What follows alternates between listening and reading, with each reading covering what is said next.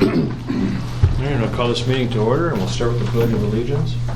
I pledge allegiance to the flag of the United States of America and to the republic for which it stands, one nation, under God, indivisible, with liberty and justice for all. Okay, first item of business is approval of the minutes from July 14th. Everyone's had a chance to take a look at them. Does anybody have any corrections to make? Otherwise, I'll entertain a motion. I move to approve the board meeting minutes of July 14th, 2025. Second. It's been properly moved and seconded to approve the minutes of the regular board meeting. All in favor signify by saying aye. Aye. All opposed? Motion passes. The next item of business is the approval of the general fund vouchers 82,548 through 82,584 and wire transfers 2026 triple lot 1 through 2026 0029. I'll entertain a motion. Make a motion to approve the general fund vouchers and wire transfers as read. Second. It's been properly moved and seconded to approve the general fund vouchers and wire transfers. All in favor signify by saying aye. Aye. All opposed? Motion passes. The next item of business is the public comment section. Does anybody have anything they'd like to jump in and add? Looks like the answer to that is no, so we'll move on to our official board business. Well, so we had a little miscommunication on Spotlight on Education, and I didn't put it on there because I didn't think it was happening, but it is happening. So we've got Jody Barney here and Mrs. Anderson, so we'll turn it over to them. They're going to share some data about the recharge room, second year of implementation last year. Oh. All right, so if you recall, right here too. No. Set it with the stuff. The board approved that position to be a staffed room.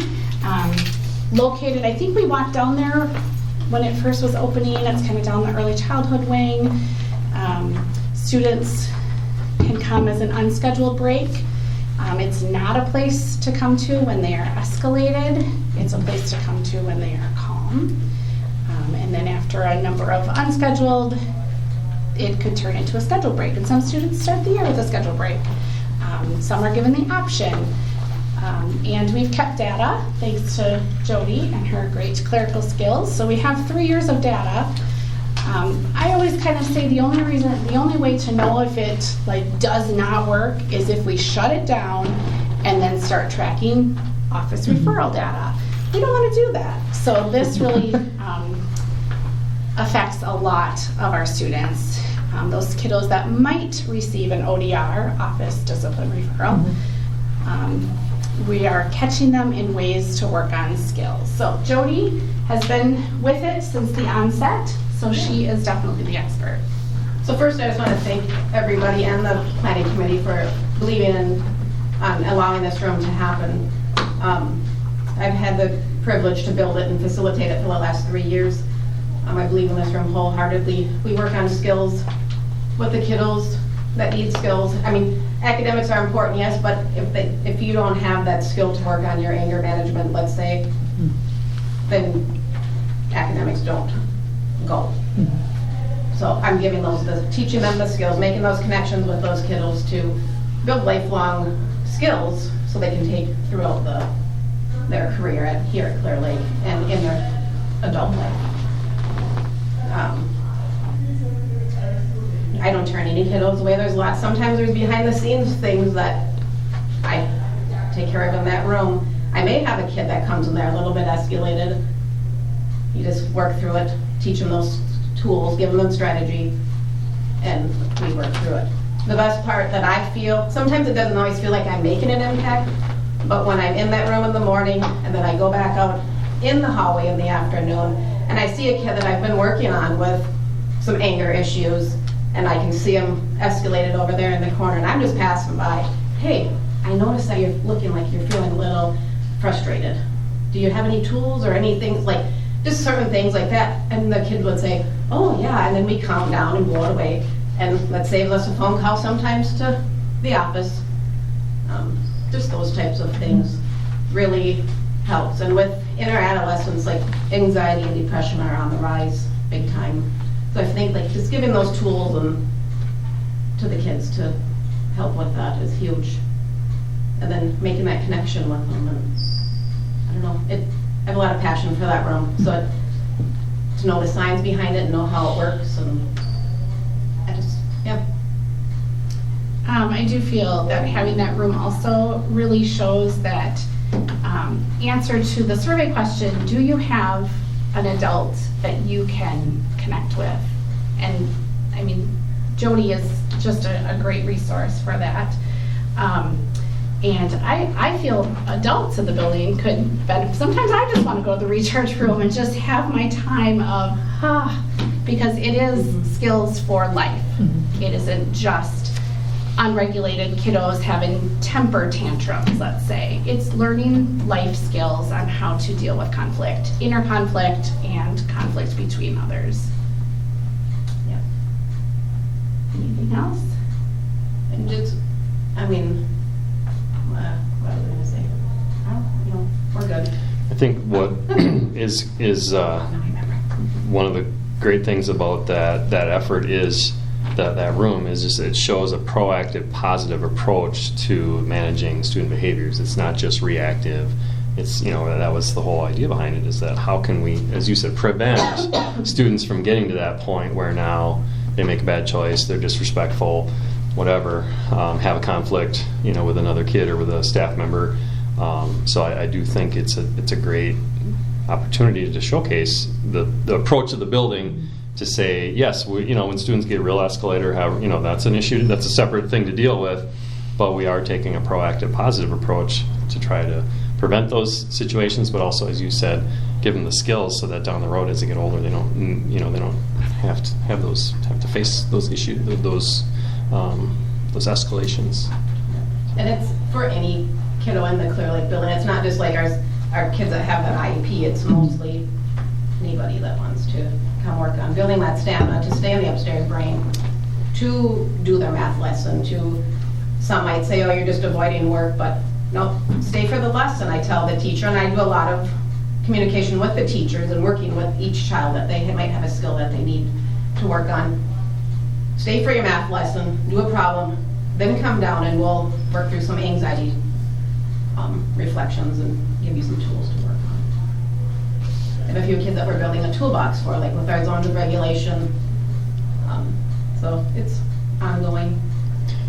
A question people might have that are maybe listening or thinking about this, and I know the answer, but I'm going to ask you do kids just come and go all day, in and out of the room? Is it willy-nilly all over? Or is it scheduled? Tell us a little bit about the structure of how kids come and go out of the room.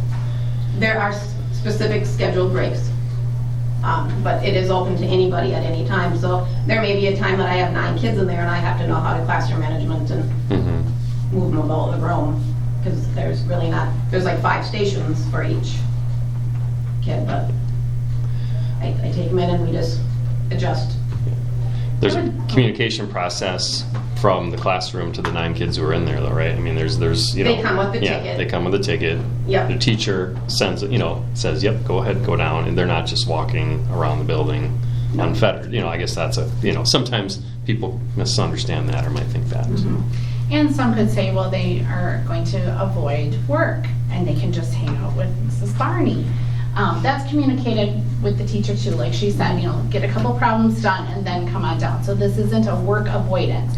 But honestly, work avoidance leads to other escalated behaviors. So if they're not able to engage in the work, the best place for them to have a few minutes, 10, 12 minutes, is with Jody. So they can go back into the classroom and be ready for that academic. Just reiterating too, it is for all students. That's something we really have been promoting. Yep. Any student, as you can see the numbers, it isn't just a certain population of our kiddos. It isn't just our littlest kiddos.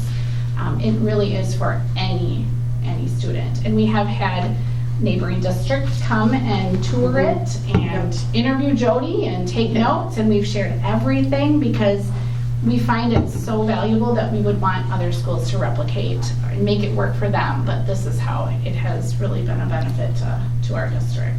Yep. And this year's really blossomed. It takes a strong person, I'm going to say, to be in there and be able to function the room and use. So I'm going to be working with another para this year, new to the position, we have to be on the same page, use the same verbiage. Like, if you're not behaving in the room, like, it's one and done. Like, so it's just not a recess per se to get out of work. You're actually coming in to take a calm break. So how has this room grown in the last 3 years? How's it different from when we started in 2022 to now? You can see with the data that the kids that utilize it it's growing. The numbers are growing, not just scheduled. I mean, like the tools, and is that, do you need any more tools, or how are things going that way? As far as like manipulatives, like that we use in the room, or what do you mean by like tools? That's my knowledge of making connections and knowing the kids. Right. Obviously, you've learned things over the last 3 years to grow, right? And within that room, how has that room grown? I'll kind of rephrase. Do you feel like the way that it started with, and it was set up by Mary Schieffer, Patty Jacobchek, Mrs. Millar, Mr. Peterson was on that committee.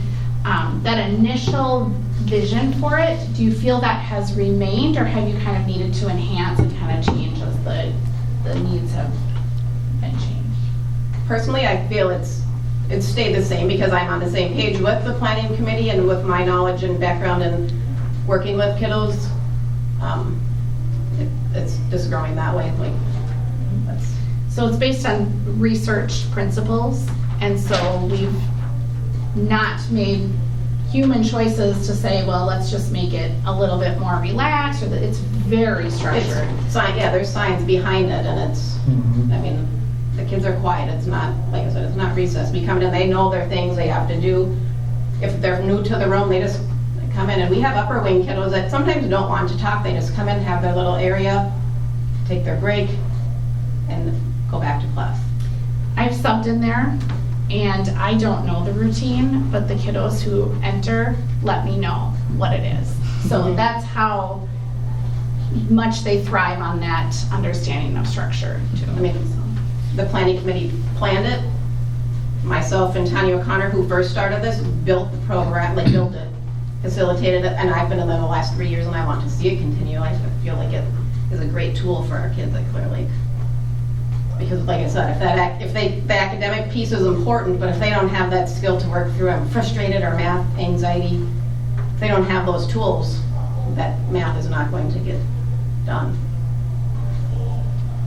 I want to say a huge thank you also to Mrs. Van Hooklam. She works very closely. She's kind of the teacher go-to for if a student needs a scheduled break, or if we want to attempt a break to see if that works. I shift them her way. Like, she does most of the scheduling. I can, she lets, but to keep it more scheduled, and I let, okay, you talk with Jamie. And so when August comes in service, it is we have just set aside a time to tour it again and show the teachers what it's all about. And we're kind of adding some other regulation things. Jody and Kalia and Mrs. Pickard put up a little sensory walk in one of our hallways. So they've got some things. So we're just really giving the students a lot of menu options, which again, I think would be very helpful for adults to have when they're getting a little bit riled up, let's say.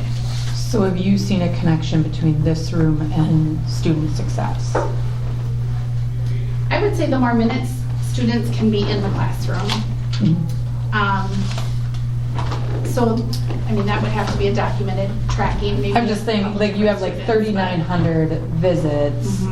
Just wondering how many students that is, and if you followed those students to say, okay, with this, they're on this type of a trajectory from a student success standpoint. Yeah, and Jody has the confidential data. I don't know who these students are.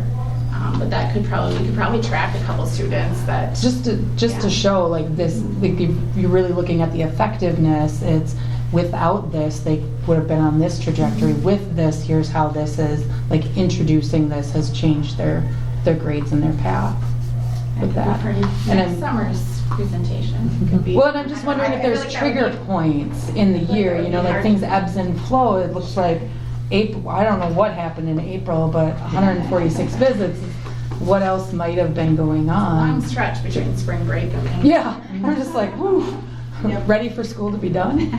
And it, like last April was probably less than this. Yeah, You just don't that's- know, like, is it family dynamics? I mean, what are the stressors or Yep. other factors that we just might not know? No, I was just wondering if there's any correlation with like the time of year, because it seemed like January was a little stressful. It does, Then April got a little stressful. yeah. In May, they were ready to be done. It does go up and down. Yeah. Mornings are busy. Yeah. Afternoons are busy too, but it can kind of slow off a little bit in the afternoons. Yeah. Well, it's interesting. I feel like I have more questions than needed. but- It's, to me, it's hard to you can track a kid that comes in there, Yeah. but it's going to be hard to track, like, based with their academics, because this is like two different things. Like, it's not a, It is, but without the intervention, like the theory is that they wouldn't have the positive outcomes. Like they need this for the positive outcome. So how do we connect the two to really show that it is the reason for their success? Or, you know, where does it really fit in from the science Yeah, it's standpoint? interesting. What would be the data point that? Yeah. That's a difficult because you're trying to kind of prove a negative. You know, like that they didn't have. You know, bigger No, the- Or even Anyway, if the interesting. third graders, if you followed them 3 years, are their number of attendance going down because they're learning to self-regulate before needing to go to the room? Like, is it going, as they get older, they learn more from you, are they able to do that without going to the room would be maybe one way to track it, you know? I don't know. But, Without getting, because they can come, either they can be scheduled or unscheduled. So I've had a kid who is now coming to this building. He started in 4th grade, coming on a scheduled basis, phased himself out because he learned the tools that he needed and what he had to do, and quit coming on those scheduled breaks, but he was still allowed to come absolutely. when he thought he needed it.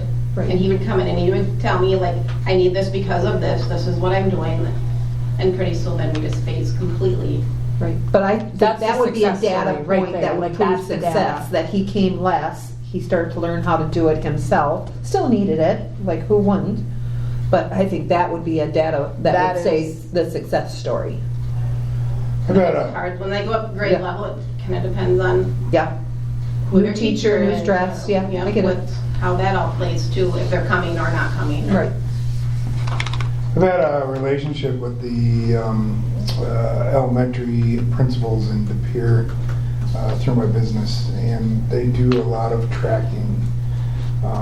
Just through a conversation I had with them, they do a lot of tracking with behavior in their students. Maybe you want to holler out to them and see if maybe they'll help that way too, and how they track what they've got going on there. Had some pretty good conversations with them. So. I feel like that tracking is our major minor, like this, the recharge room, that's, Yeah. to me, that's not, it's not a behavior, Preventative. yeah. Right. Well, they've been doing some things too that better, like a recharge room. That yeah, I had a pretty good conversation with them about that. And I don't just maybe they have some ideas on how to track it. A typical recharge would come in, they would sit quietly for 5 minutes. When that 5 minutes is done, they go to their manipulatives or color or something that I interchange out, and I was able to get some new things, because let's be honest, if it's the same old stuff in there, they get bored, they don't just want to come in there, they're gonna find something else that will entertain them. They go to that, and then from there they come to me to do the reflection, or I go to them. They don't always have to come sit right at my desk, because that's intimidating. We work on things, or just talk about how their weekend was, or depending on the number of kids that are in there, reflection might not really happen. It just depends what I can get. Well, thank you. Well, I appreciate you sticking with the program for 3 years, and I know that's not an easy place to be. And It's my passion, and I take pride in that room. That's Like, awesome. I will be there till I'm done at Clear Lake. That's awesome. Keep up the good work. Thank you, I'm Jody. still with kids, and I'm still teaching them, but in a different way, Mm-hmm. so. Thanks for coming in, Thank you, Jody. Jody. All right, Thank you. Thank Okay. you. All right, next item of business is our resignations and retirements. Okay, so we've got a couple of different retirement resignations. So we have Tanya Wolf, retirement, a bit of an early retirement for a health concern, second grade teacher. We have Erica Echo, who was a Junior Warriors paraprofessional with the resignation to another opportunity. And then we have Tricia Smith, who was newly hired this past spring, as a sixth grade classroom teacher.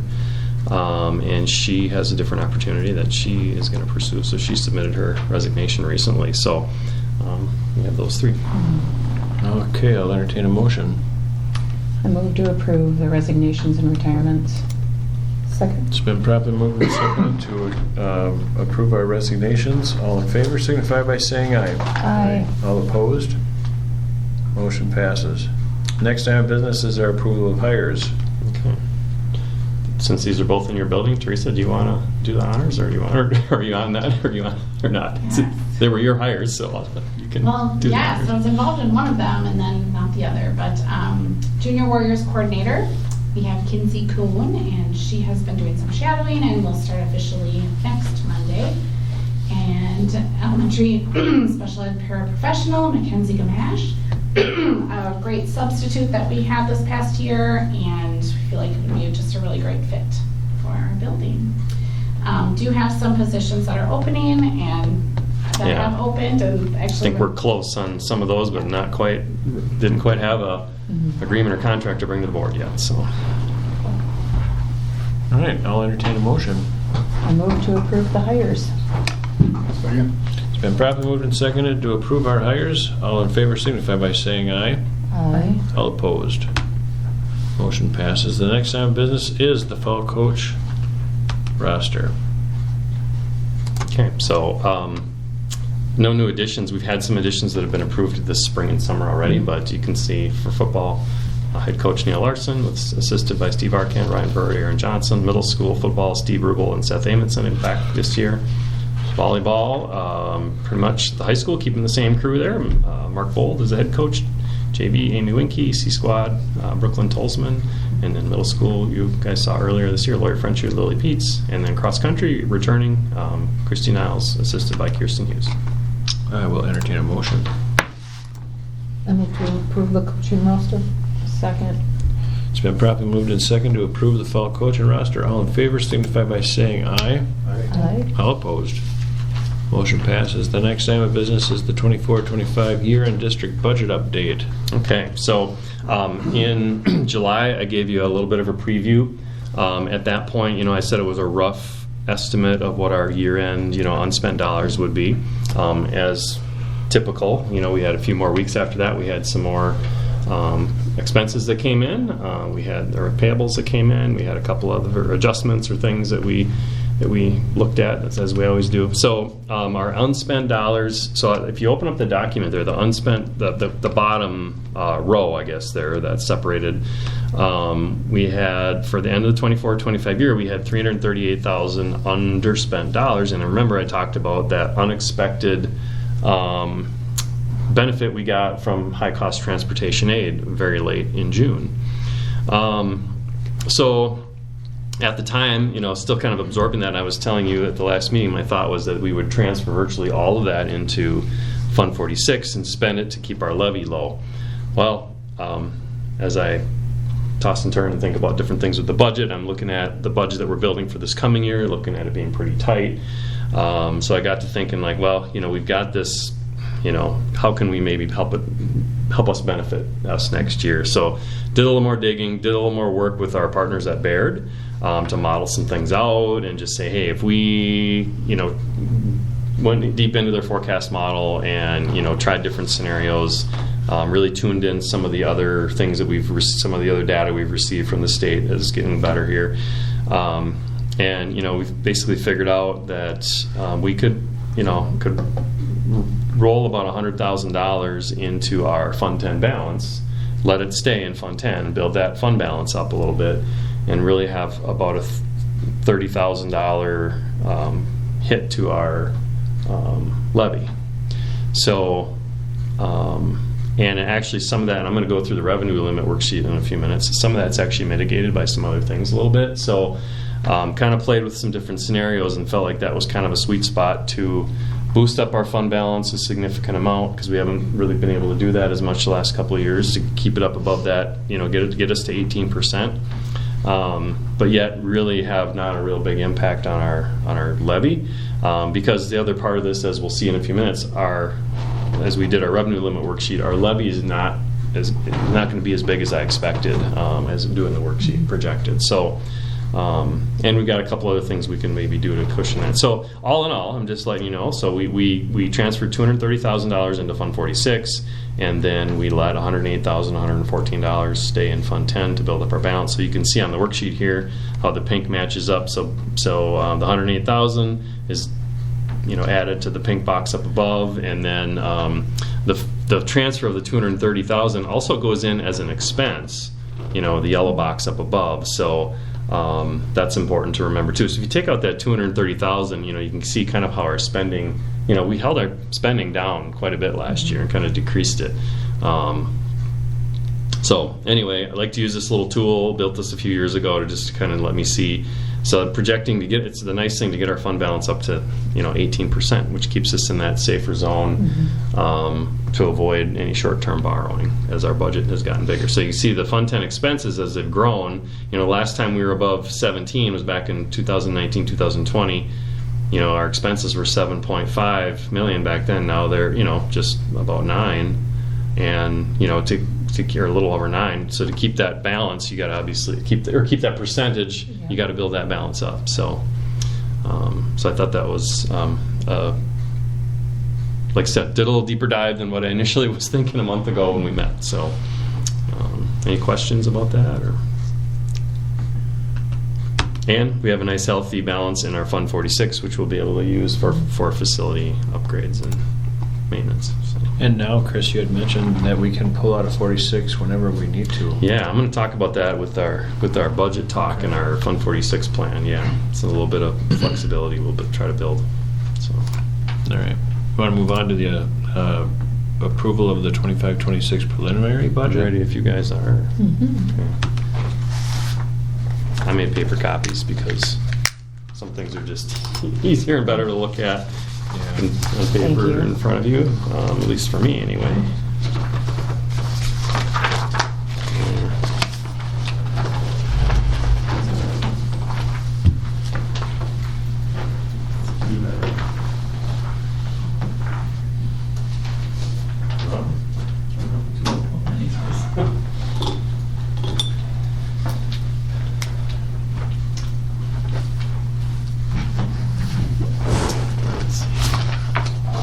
So kind of starting out, so I've got a few different documents. They're all digital as well, but I'll walk you through. The first one is the revenue limit worksheet, and I marked it up a little bit just to highlight a few things. So everything at the top is that data, those yellow lines, that all comes in from 24-25. Okay, so those numbers all get predetermined based on our past year. And then you go down to the next section in the middle, which is about FTEs, student FTEs and membership. And so they do a couple of different, they do a running 3-year average, and then they do another running 3-year average, and then they look at the difference between the two, and they figure out if you have declining enrollment.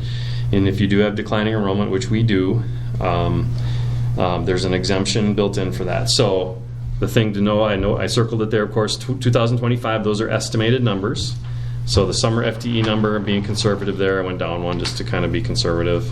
We don't get all that data and figure that out here till like August, September. But the other stuff is, it accounts for open enrollment in and out and head counts and so on. And again, using the Baird model, I feel like that's a pretty solid information there. But you can see the change from 23 to 24. Look at how we dropped from 566 to 533 with our enrollment count. That's when we had, some very small classes coming in at the kindergarten JK level and some pretty large classes exiting, and that's what's really impacting our average right now. So you can see the first average of 3 years is 562, the next 3-year average is 543. They calculate the difference. And then, like I said, there's a declining enrollment exemption, which is pretty large for us, $234,000. And then at the bottom of the page, I've got that little asterisk drawn in there, that $406,252,980. That is, again, that's the total value of all the properties in the Clear Lake School District. Okay, that's the same number. That's the actual number from last year. So as we were working on this, and we kind of done projections, and we've struggled with, a few years ago we get kind of small projections, and then the growth was huge, and then last year we built a little bit bigger projection, and the growth surprised us, was kind of low. What we did is we just left it as a flat figure, because this year they didn't put any new money into, when the state budget for 2025 to 2027, the state budget put no new state money into the equalization aid formula, which is disappointing. So that means whatever increase, is going to go on local taxes. So the only effect that number there has is it's going to affect the mill rate, because that whatever your levy is divided by the total value of all the property, and that dictates your mill rate. So, if that number gets a little bigger, our mill rate will go down a few, decimal points. If that number, it's not going to get smaller, So, if anything, it's probably a conservative way to project the mill rate. The mill rate will probably end up, I would predict, a little bit lower than what we're saying here. So, anything on that page? Next page is building up this year's revenue limit authority. So again, the state tells us how many dollars per student we can spend. So again, the stuff at the top feeds in from the from the first page that we just looked at. Go down to lines 5 and 6, and I just highlighted those. That's the maximum revenue limit per member, that $12,357.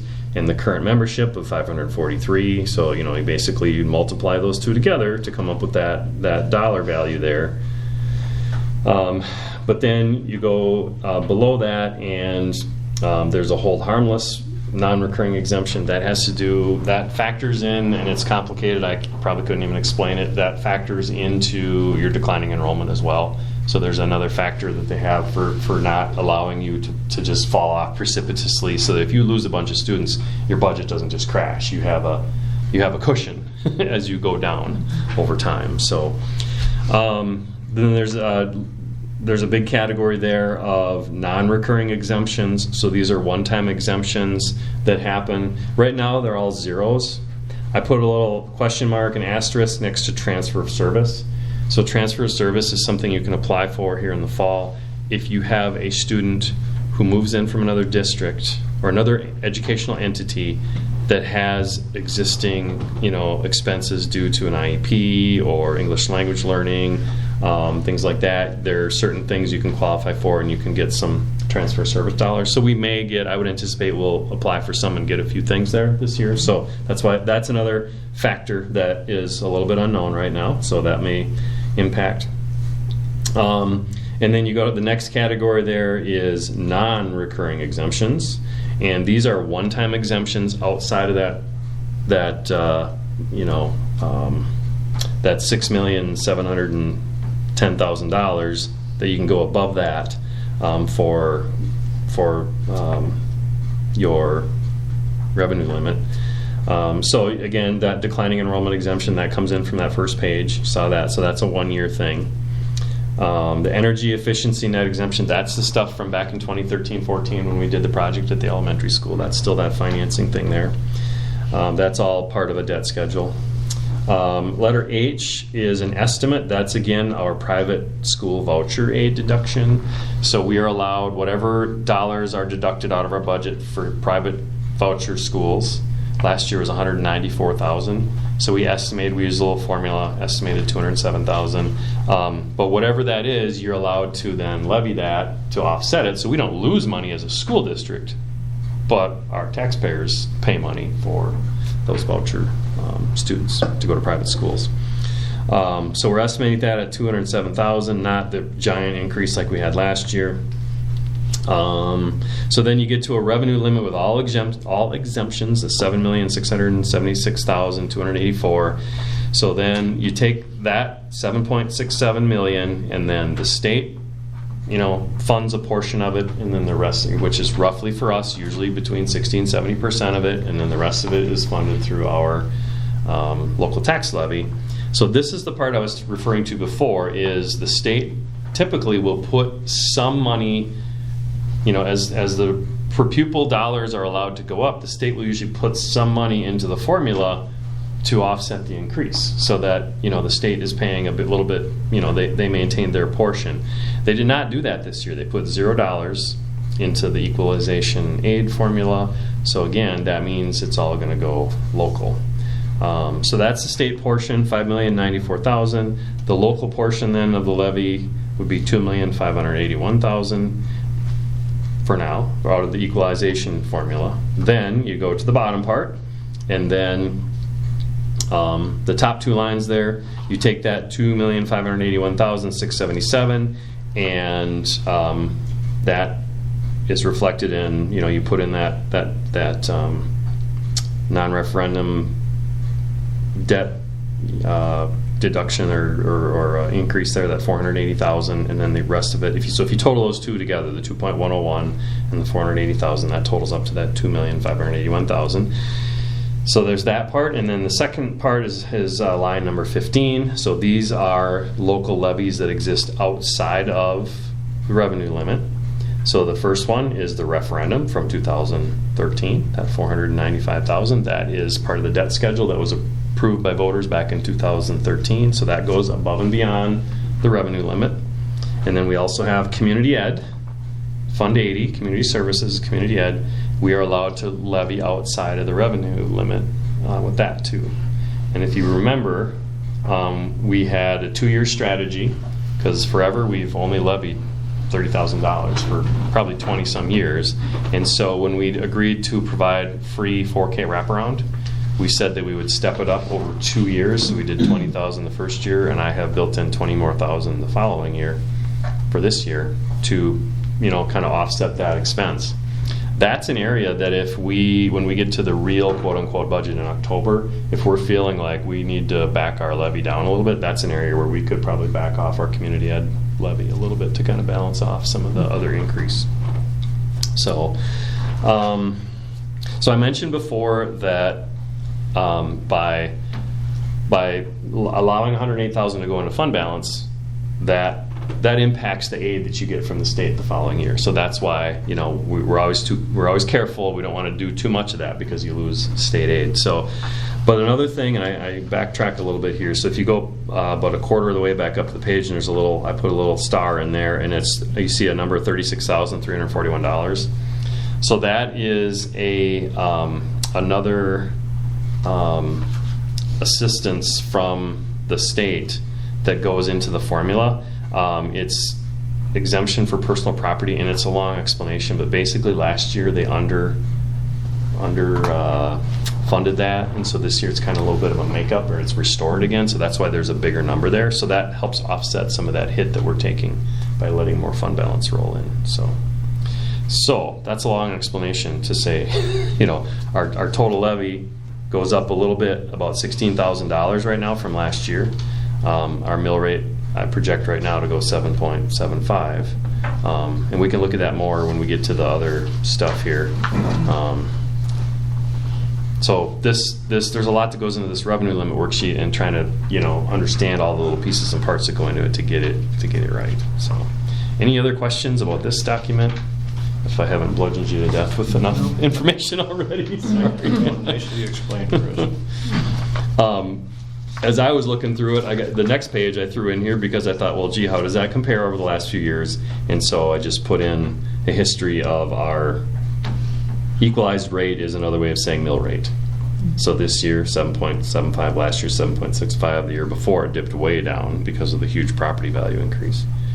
But you can see the general trend in Clear Lake has been steadily, mill rate going down because our property values have been going up quite a bit. In fact, a little bit more than the state average the last few years. So again, this is a projection. Thing we always emphasize with the preliminary budget is we don't, the data we don't have yet, which is student enrollment counts, open enrollment counts, the final equalization aid formula dollars, voucher exemptions, transfer of service. I'm sure I'm missing some other ones, but those are just things those are other variables that will keep coming in here in September into mid-October when we come back together and we'll do our final budget. Okay, so if we turn the page to page 4, now here's the actual budget for budget adoption for this year. This is the adoption format from the DPI recommends. It's not the easiest document to read, but it shows our fund balance there, which is also in that document we looked at on the last agenda item. You see our local tax levy amount in there from the revenue sheet.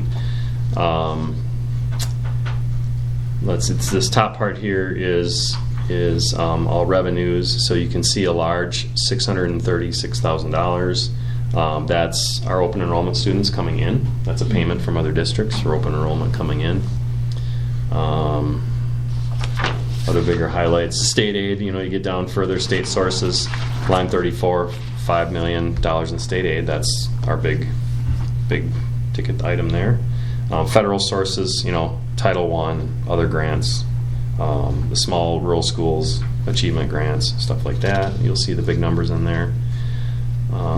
If you go to if you turn to page 5, you see the total of the revenues, just over $9 million, and then you got the expenses, and it doesn't balance. It's up by $1, and the reason for that is because when we pulled it in from the Baird model, we did not do cents, but then this spreadsheet does cents, so that's why. So you're going to see some that are up by $1, or one of them's up by like $3, just because of the, when we redo it in the fall, we'll do cents on the data poll. So Fund 10 is balanced. Some of the bigger expenses. Help me out, Eve. Line 78, interfund transfers. So that would be, we have a transfer going out to special ed, like we always do. And then that also includes the transfer out to food service, right, to balance food service. Yeah. So you heard in the news this summer with the state budget that the legislature funded special education reimbursement from the state at a greater level. It's still only 38%. So we were down to 30. It's now 38%. So that's a huge, so now it's still over $700,000 that we transfer out of our Fund 10 to help pay for special education costs. We were hoping for a bigger amount because that's dollars that then would stay in our Fund 10 pocket to benefit other things. So Fund 10 balanced. Special projects 21. That's like that again. That's activity funds. So that's just that's money in, money out from student fees and things like that, and fundraisers. The special education fund, Fund 27. Again, you see there it is. The transfer in of $719,000. So that's transferred from Fund 10 into Fund 27 for special education. And you can see on page 6, line 119, you can see how the state aid did go up from 301 last year to 428 this year. So it is, that is a significant increase. Doesn't offset much though. I'm sorry, Yeah. back. What's included in business administration? What line are you looking number? at? 72. 72. That's well, help me out, Eve. What are all the subcategories that would be under that? It's a ton of things. Yeah, it's like, I'm trying to think, more like fiscal-wide for the district. Trying to think of what's like a good explanation.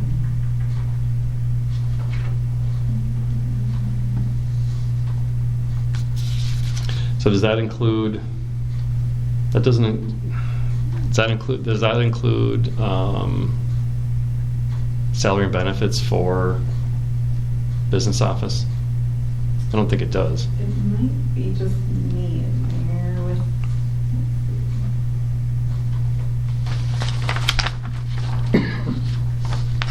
We can do we could do a whole report of that if we want, Matt. I can get that for you.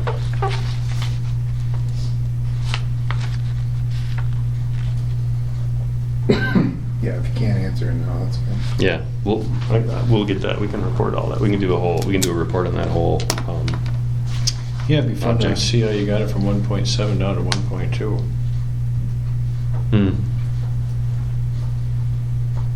I gotta believe that has a lot of. So retirement benefits or anything like that? No, I don't too? think so. No, I think it's more like services and. Well, I don't want to speak out of turn, so we'll get it. Yeah. Yeah, we'll just get it send for an you guys. email out. We'll send an email to you guys what that is. Yep, it's a good question. Yep. Sorry, I can't answer it. Sorry to interrupt. No, you're good. You stumped him, man. Yep. Nice. Let's see. So, Fund 27. So page 6, Fund 38 and 39, you recall those are our debt service funds. So 38 again is the non-referendum one, that's the energy exemption. Fund 39 is the referendum from 2013 for the elementary project. So, Chris, how much money does the federal government give us for food service? Where's that in food here? service.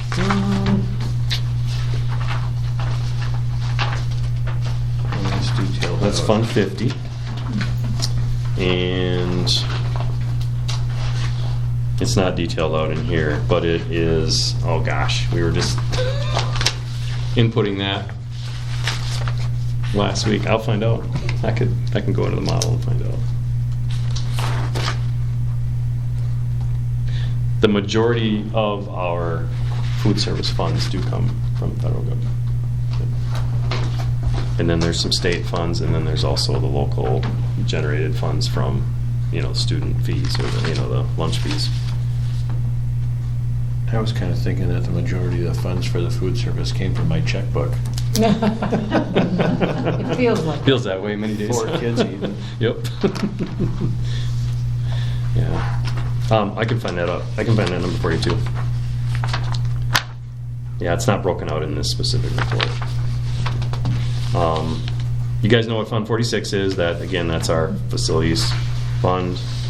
And then community service, I talked about that before. That exists outside of the revenue limit, but it's part of our school budget, but that's outside of the revenue limit.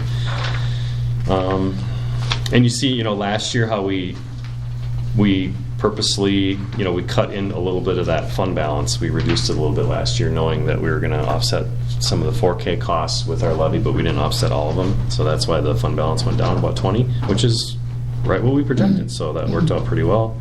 Our revenues are up a little bit in certain places because we have more going on in community ed. Expenses are bigger too, though, so it balances out. So, but we have a lot more activities going on the last few years with community ed. So, so the budget balances, like we said last spring. So we did not, last spring when we did contracts, we did not do a percentage increase. That is reflected in here, that there's not a percentage increase. So between now and the end of October, that is something that I want to challenge myself to do, to say, well, as we tune in our revenues and as we look, and that's part of the strategy of building up the fund balance, so teacher salaries are increasing because they're getting their yearly step, so they are getting an increase. But then we need to look at, okay, we've done very generous percentage increases for all staff categories the last few years, so I think that's what we have to look at. We told staff that we would see how the budget came in from the state and then look at it this fall, so that's what we're going to do. So. And actually there was a $55,000 deposit into Fund 46 that was in the budget to balance it. So we had a $55,000 surplus that we budgeted. So, but I anticipate we might do different things with that. So, any questions on the general preliminary budget? The next page on page 8, Fund 60, again, that's a school-managed account, but it is not school dollars. That is the scholarship fund, so then that's donations and gifts, and interest is the revenue, and the expenses are their mailings that they do each year and the scholarships that they hand out. So there was a generous award given, or a generous donation last year, and so if the expenses bump up a little bit, if they hand out a few more scholarships, there's still a nice bump up in the fund balance in that there too. So there was a nice donation given to that. So I always I put in, so we get to page 9 and 10. This is the version of the budget that goes published in the newspaper, and it's a little more stripped down and shows more basics. So it's the same funds. And I like to put it in there because if you flip to the last part of it, page 10, is the nice thing is it shows the comparison of the last 3 years. So on page 10 on the bottom, proposed property tax levy, and it shows you the general fund levy, and then Fund 39 referendum, Fund 38 non-referendum debt service, community ed, Fund 80, and you can see the school levy, how it's been the last few years, and then the percentage increase. So you can see last year we took a big hit in our levy, right? It went up largely, and some of that was unexpected, and we talked about that quite a bit last fall.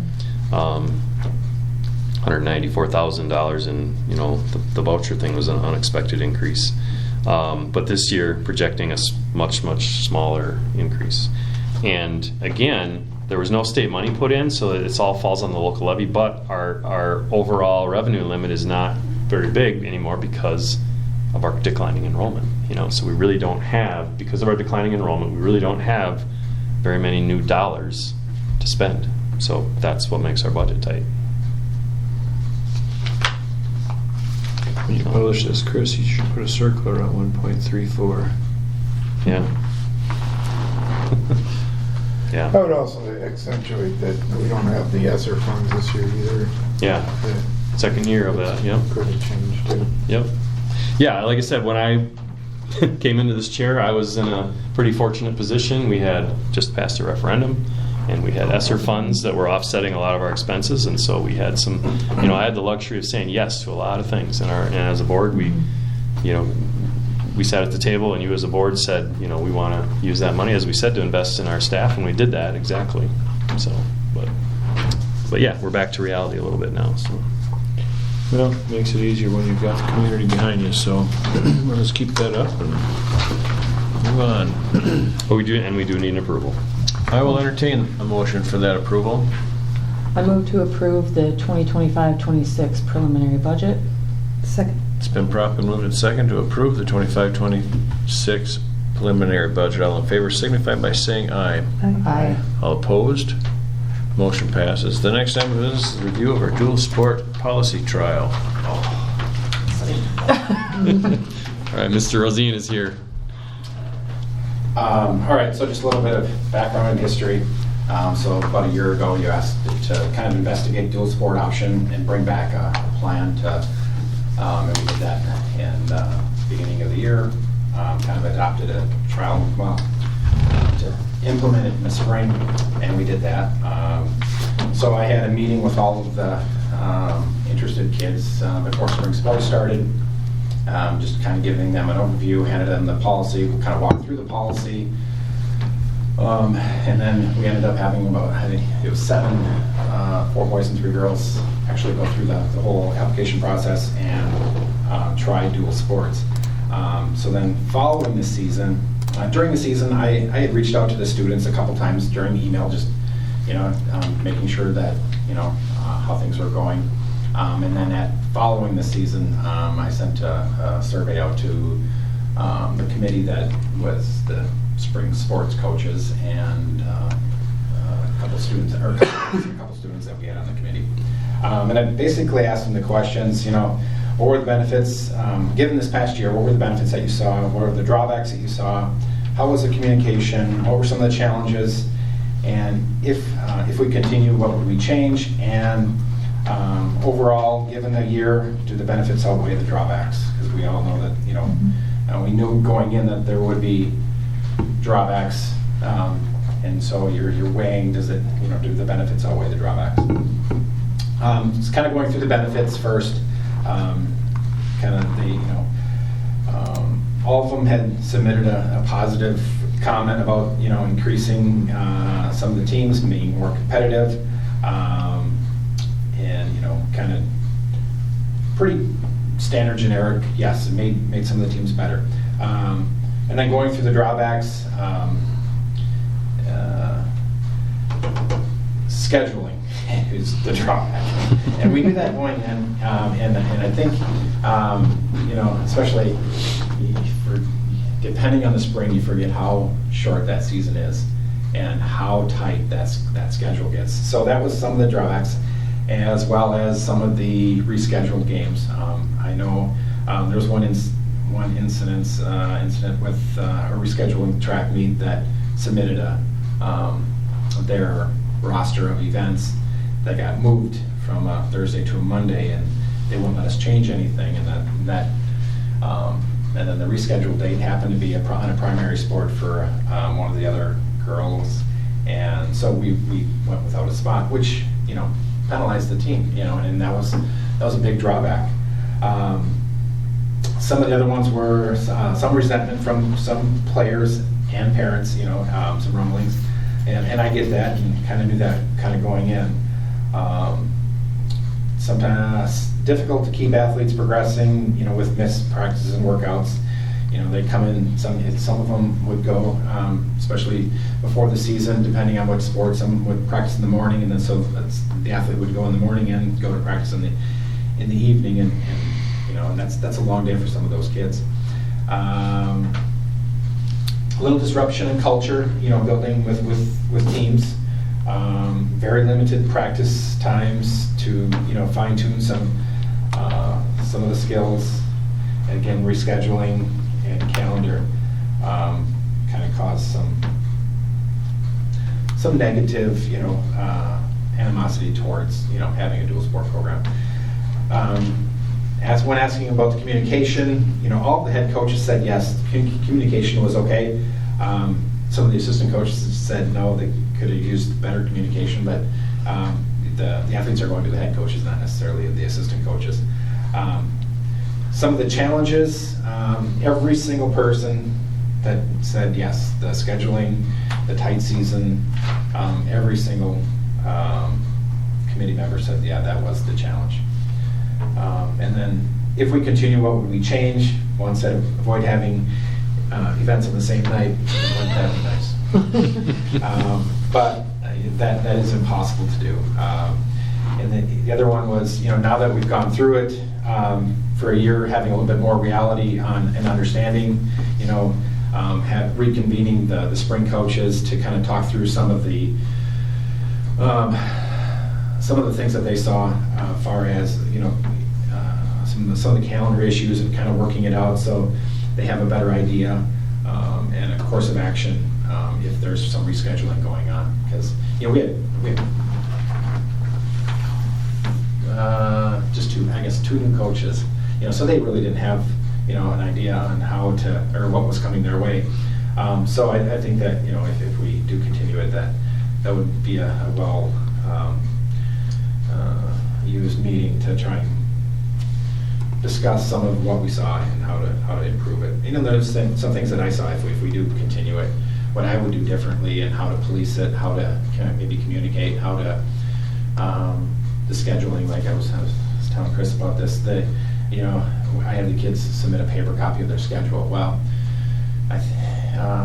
and then I would have it digitally. So you just the coaches lose the copies or they get updated or changed. It's easier because that was one of the things with the coaches. Sometimes they would, especially with rescheduling, they would kind of tweak their schedule, but there's never a good time to have that conversation where the coach is like, okay, yes, and then makes a note of it. Then the coach forgets, and then there's some communication. Even though it was communicated, there's some missed reporting and documenting, and so you knew what to expect. But something new always has challenges, and if you can work on them, that's what we'll do if we continue. So the last question was, do the benefits outweigh the drawbacks? And that's where, I guess, that's where the rubber meets the road for whether, on how you view it. But it was basically split 50-50. And I'm not really, throughout the whole planning of it, I tried to stay as neutral as possible or play devil's advocate for every conversation I would try and, but it's split 50-50. So what to do, and so then it kind of comes down to, okay, what's best for kids? Obviously, it's a headache for sometimes, well, it's a headache for me, but also for the coaches. But is it better for the kids? Is it better for the programs? Did the intent kind of meet the goal of making some of our teams more competitive? Yes. Now, does it outweigh it? I'm not sure. So whether this, Chris said it's an action item, but it's obviously it's in your hands. If you ask me, because I'm sure that would be the first thing that you might do. I don't know if I have a strong enough opinion either way. Obviously it was a headache. It was challenging, but given a year, can you base it off a year? I'm not sure. And when I was talking before we did this, when I was talking to some other schools, a lot of the schools said, it rarely gets used. Like this is something that they have in their policy. They might go a couple years without any dual sport athletes, and so I kind of chalk it up to, okay, so it was new, it was exciting, and we had probably some kids that tried it that maybe shouldn't have tried it, just because it was new and exciting, and I was as frank as I could be during that meeting with the kids, and I didn't try and promote it, didn't try and sell it. I just basically informing of it. But I'm like, so then going back in my mind, I'm like, well, did I push it too hard? Even though my intent wasn't to, did it come off that way? I'm not sure. But anyway, so moving forward, if we do kind of leave it as is and just kind of give it another year, I don't anticipate the numbers being more than that, especially now that we know what we know, kind of going in. But yeah, Greg. So it's kind of a 50-50 thing, and I'm sure that with each one of those votes or data points is associated with a specific student. It worked for this one, it didn't work for that one. So that being said, do we have the discrepancy, or would we want to say, okay, this is working for, it's not working so well for this one, let's stop this? Is that part of a? Yeah, and I so basically, if I'm hearing you right, you're saying, okay, so some of these that had some negative, or gave some negative,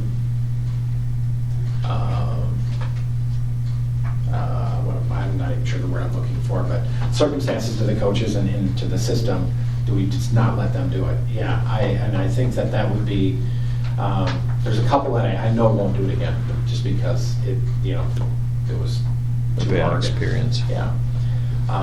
And knowing what we're doing now, I think especially the new coaches, knowing what they know now, I don't think they would have said yes to so many things. And I think that they tried to be as accommodating as possible. And I think kind of going back now, and if we kept it in place for another year, I can see that their stance be a little different and being a little bit more rigid and firm on some of that. Okay. If that answered it. Yeah, how many of the students would even do it again? Yeah, I know. How many of them would be like, no, I wouldn't do this again? Yeah, and I said when I was sitting here, I'm like, you know what? I can't believe I didn't. I talked to the kids, but I didn't give them the survey. I wish I would have given them the survey. I kind of feel like I failed by not giving them the survey, but I would guess 2. Okay. And then one point of clarification: primary sport. So where I saw it unravel a little bit, number one was scheduling, but really in the postseason. Yes. Your primary, is that the sport that you stick with the postseason and you drop the secondary if there's a scheduling conflict? Yeah, and that's a good, yes. And that's a good point too, because you start getting into, okay, so Because I'm thinking as a Is freshman, you conference- don't know Right. where I'm going to end up, Yeah. and now I regret Yeah. picking this one as my primary because I actually could do the postseason in my secondary, Yeah. but And whether you count conference as a postseason, I would say no, and I think that's where it kind of got a little bit unraveled too. Yeah, and I think that is the challenge, because the postseason is happening at the same time. yeah, it's, Mhm. how do you Yeah. explain primary, does primary equal, that's the tiebreaker in Yeah, and postseason, a or is little it bit- secondary? yes. Yeah, and a little bit of it was, of trying, especially not knowing how far you're going to advance. And then, yes, and that becomes a challenge. Yeah, same night, the primary sport is in the first game of the playoffs, but secondary sports in sectional finals, and you're going to Yes. go to primary instead of go play in the sectional And final. I think that's what the coaches want to talk about, Yeah. if we do end up, Because I letting it roll think on it. that could depend on your starting roster. yes. Yeah, I mean, I hate to say that there could be a negative yeah. to dual sports, but Oh, yeah. if your primary is not this sport, your chance of being on a starting roster might not be as good because Yep. we need you in the end. Yeah. Yeah, I know, and It's there's not a good answer and there's 50 scenarios. Mhm. Yeah. and no crystal ball to say how it's going to play out. No, and you try and do what's best, and if the coaches, are and I'm going to tell you, the coaches got along real good. There could have been better communication amongst a couple of the coaches, but all in all, I thought the coaches handled it very well, knowing it was something new, not, just kind of going with some punches every now and then, and some curveballs. But the coaches did a good job. Yeah, especially for new coaches. Yes, yeah. Well, I'd like to thank you guys for going through the extra work and the effort it takes to do this, I kind of, from my chair, I kind of thought it was a good idea because we're a small school and Yeah. we try to accommodate things if we, smaller, but it's a lot more work. So hats off to you guys for Wow. doing it. And Yeah, and I know, if like I said, after 1 year, it's easy to say no, not to do it. But I don't know if that's fair. So if we continue it, I know that there's things that I could do better. And coaches they say the same thing, that, so hopefully if we do it again, we'll make those changes then. So. Anything? No, thank you. yeah, thank you. Thanks, Mr. Rosine. Okay, well, let's move on then on our agenda. The next item of business is the approval of resolution for financing terms for scoreboard project. Okay, so we've talked about the scoreboard project a few times over the last few months, and this is I want to say, formality that Pillar Bank needs the board to do. They need the board to approve the resolution, so there's actually a loan to finance it that they're supplying, and there's no penalty for prepayment. So if we end up using funds or paying it off faster, we can certainly do that. There's no penalty. But they do need us to approve the resolution that's attached. Just basically outlines the terms. If the board approves this, if we have an approval, then they'll turn around and actually generate the loan documents, and then they actually will need some signatures from, I believe, president, treasurer, and clerk. So I might. And this is really being paid through sponsorship. This is all not being paid necessarily- through the sponsorship. We need Yep. an official loan to actually do Yes. the purchase, but the Yeah. funding for the payments is coming out of sponsorship. Yeah. So we're- the sponsorships will get paid in over a course of 5 years. So this allows us to spread those payments over the 5 years, and we will get our first invoice after the scoreboards are installed here in late August. So then we just need the loan approved now, so that we can they'll issue the loan, and then we can draw on it as soon as it's signed and everything. So. All right, I'll entertain a motion. I move to approve the resolution for financing the terms for the scoreboard project. Second? It's been properly moved and seconded to approve the resolution for financing terms for the scoreboard project. All in favor signify by saying aye. Aye. All opposed. Motion passes. The next item of business is the approval of Fund 46 Facilities Plan Update. Okay, so this is something we look at from time to time throughout the year.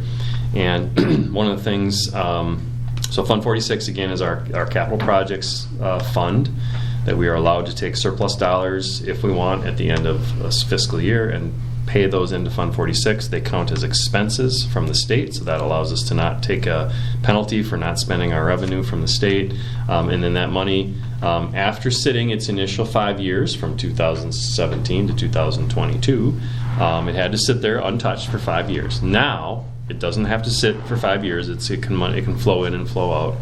And so just, this is, we financed doing the roof with this way. We financed the high school track with this.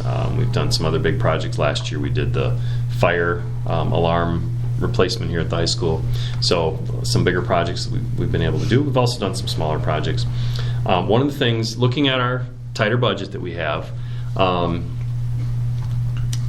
this is an opportunity, I think, for us to take, by being more flexible with how we structure this plan.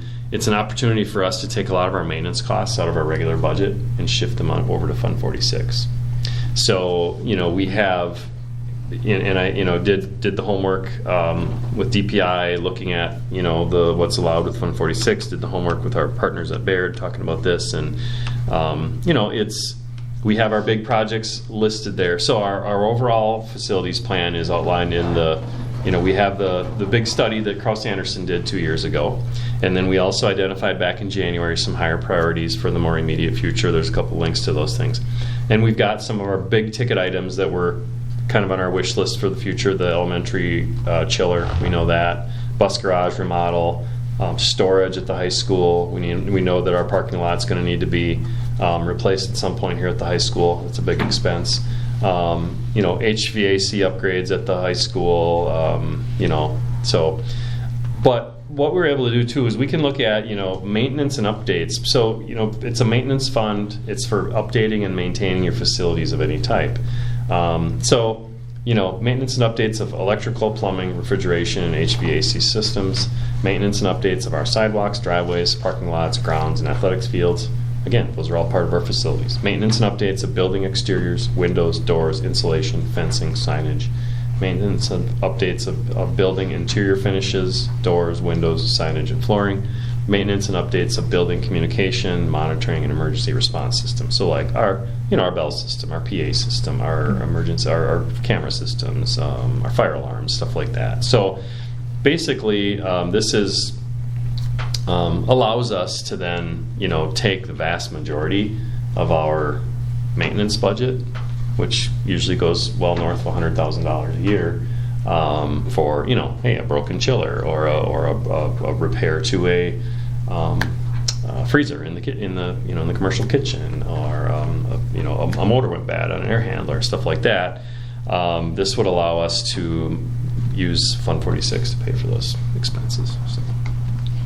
Do expenses that come out of Fund 46, do they have to come through the board for approval to use this, or is there discretion on their behalf? Basically, by doing this, you're approving us to have that discretion.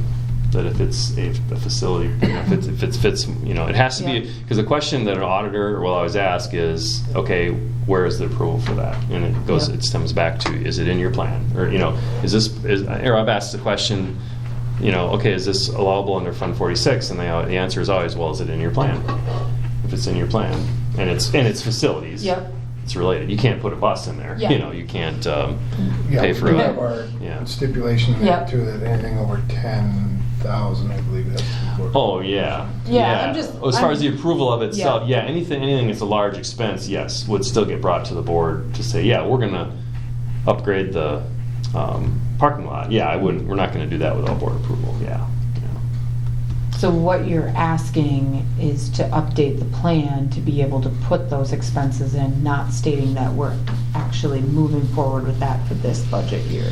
Well, I'll give an example. We've had some expenses that are going to come up with like a couple $1,000 repair to our refrigeration system, our refrigerator in our kitchen, and our freezer in our kitchen. So now, a $3,000 bill can be something that we can pay out of our maintenance, and we can upgrade our this way instead of paying it But also out. We would have looking paid at it out of the- maintenance yeah, before. But also looking from a long-term standpoint, that's not helping us get any closer to having the funds available when the air conditioning unit goes up in the Yeah. elementary school. Correct. And I'm not gonna say if, because we know it's when. Yeah, that's correct. But I would argue that we're probably not going to get enough funds in here to do Yeah, that anyway that's- without a referendum to do all those big projects. Yeah. So it's a way to keep our cash flow better for our regular budget for, salaries and benefits and things like that by taking that maintenance and shifting it over. Okay. Yep, good Well, questions. I'll entertain a motion then. I move to approve the Fund 46 facility plan update.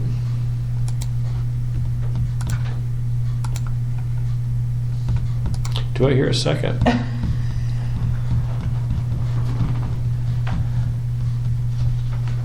Do neither one of you guys want to? I guess- I'm not sure I'm okay with this. What are you So specifically this asking is for, taking the Chris? money that we normally would spend out of our Fund 10, is that what we're saying, and moving? It's allowing us to save that money and not spend it in Fund 10. We'd Yeah. spend it out of Fund 46. It's going to allow us to save about $115,000 in our budget and balance our budget. It's going to allow My us. only concern is I feel like we're robbing Peter to pay Paul. Like we're taking away our long-term objective to fix some short-term pieces because we potentially might not want to address some of the hard things in the annual budget. That's my only concern. Because Well- I feel like those maintenance pieces could eat up this surplus really fast. Well, like I said, last year the maintenance budget was about $115,000. Yeah. We spent $193 on a new fire system, Yeah. last year. We got $600,000 in there now. If we put that money back into Fund 10, what do you want me to cut? That's I the rub. feel like at some point, though, that is going to be a conversation that you're going to get to a Yeah. point where we're going to, and I think that's just my bigger concern is, does this need to be done this year, right now, or can we take a look at the final budget and approve a change to Fund 46 at a later time this year, or is this time sensitive that it needs to be done this month? I think so, because we got expenses coming that we would prefer to pay this way than eat our Fund 10 dollars up. It's which Peter or Paul you're robbing from. Yeah. If we're robbing out of Fund 10 again, now we're robbing from, what are we going to sacrifice in our operations otherwise? That's the, I feel like last year and this year, I feel like we've done a pretty good job of tightening our budget down Yeah. to be very accurate. There's not a lot of fluff in our budget. That unexpected transportation thing that we got at the end of the year, without that, Yeah. there wasn't a transfer, this past year. Our No, budget and was that's- pretty much balanced. That's, I think, what I'm concerned about is like this could be a Band-Aid, but it's, Yeah, but it's also, we've got all this money sitting here in 46 while we've got bills to pay, it's, I think we all know we need to tighten the budget and really Yeah. watch what we approve. yeah. Well, And- the point of this, though, is, okay, so we just went through a period of money falling out of the sky. Yeah. Right? And we used this account, which what it was designed for, was to throw money into it so we don't have to spend it and have it nick our money that comes from the aid sources the next year. Now we're coming into a time, and we need to be aware of this, is that money's not falling from the trees, and Chris is cutting stuff. Now, Chris found an avenue to be able to use this money that we've got in our savings account to get us through this budget year, and I believe this is already in the budget that you just presented to us, is using the money out of here. So that budget that we have is tight, so tight that we have to dive into this. So that's why we're having this conversation right now. We're at the point where we're going to have to steal some out of that savings account that we used to save for big ticket items. Now we're using it to maintain things. So that's where we're at right now. Am I wrong? I'd say that's a Chris? good characterization of it, yeah. So- Yeah, because I'd say we're going to do both. We've Yeah, been doing You're both, not you gonna know. use the whole budget, the whole No, because we 115 out still of this. have, There's- we still have a facilities budget within the preliminary budget we Right. just approved. We didn't say there's no Nothing. money put aside for facilities in that budget. Yeah, but it's more like 15,000 instead of 115,000. Yeah, because there's certain things that can't be paid for. Yeah. You know, Out of- supplies and stuff like that Yeah. you Right. can't pay for out of your facility. So, but we It shrunk the has to be an facility asset budget. value, Yeah. not So something that's gonna get. just in Yeah. hindsight though, this approval should have came and been talked about before we ever talked about the preliminary budget. Well, if you don't approve it, If this was built into the preliminary budget. well, if you don't approve it, that money's not, like, it's not like that. If it's budgeted now in the preliminary budget, it's not spent. It's Yeah. just budgeted and we No. adjust the budget. So it's not, and also by approving this, it doesn't mean you're spending 115,000. No. If we don't have any repairs this year, maybe we spend 20,000, maybe we spend Nope. 40,000. So it's just allowing us like Greg said, to shift that. We've got this money sitting here doing nothing. And this is my characterization of it, or why we got the money sitting here doing nothing, and we can free up dollars to use for things like salary increases for support staff and, stuff like that, instead of, cutting in Fund 10 and then still letting this money sit here. That money isn't doing nothing because it's eventually going to buy, a new chiller or something like that. So you Yeah. can't say it's not doing nothing. Well, It yeah. is doing something. Yeah. It's just, Like I said, this is a savings account that we're dipping into. right.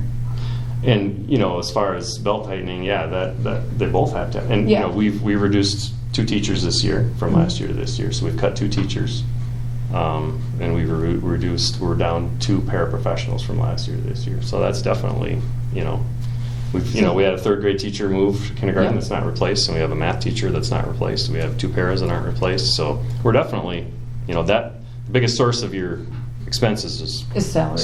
staffing, and so we're definitely always looking to be as lean as we can be there. So, Okay. yeah. So what you're saying is right. We're gonna have to do Yeah. both. Yeah, it just- we got to dip okay. in here, I would say, and we got to look at how we can continue to make budget. I think that was the bigger cuts. concern is like, Yeah. is this just gonna be a Band-Aid and we're gonna end up with a tougher conversation? But if it is both, then that's Yeah. a better situation. I'd say it is a Band-Aid, and we need to Yeah. do it.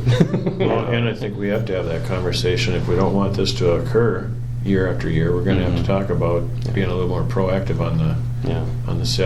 not only on the salary side, but on positions. So Mhm. Yeah. What is $115,000 do to the mill rate?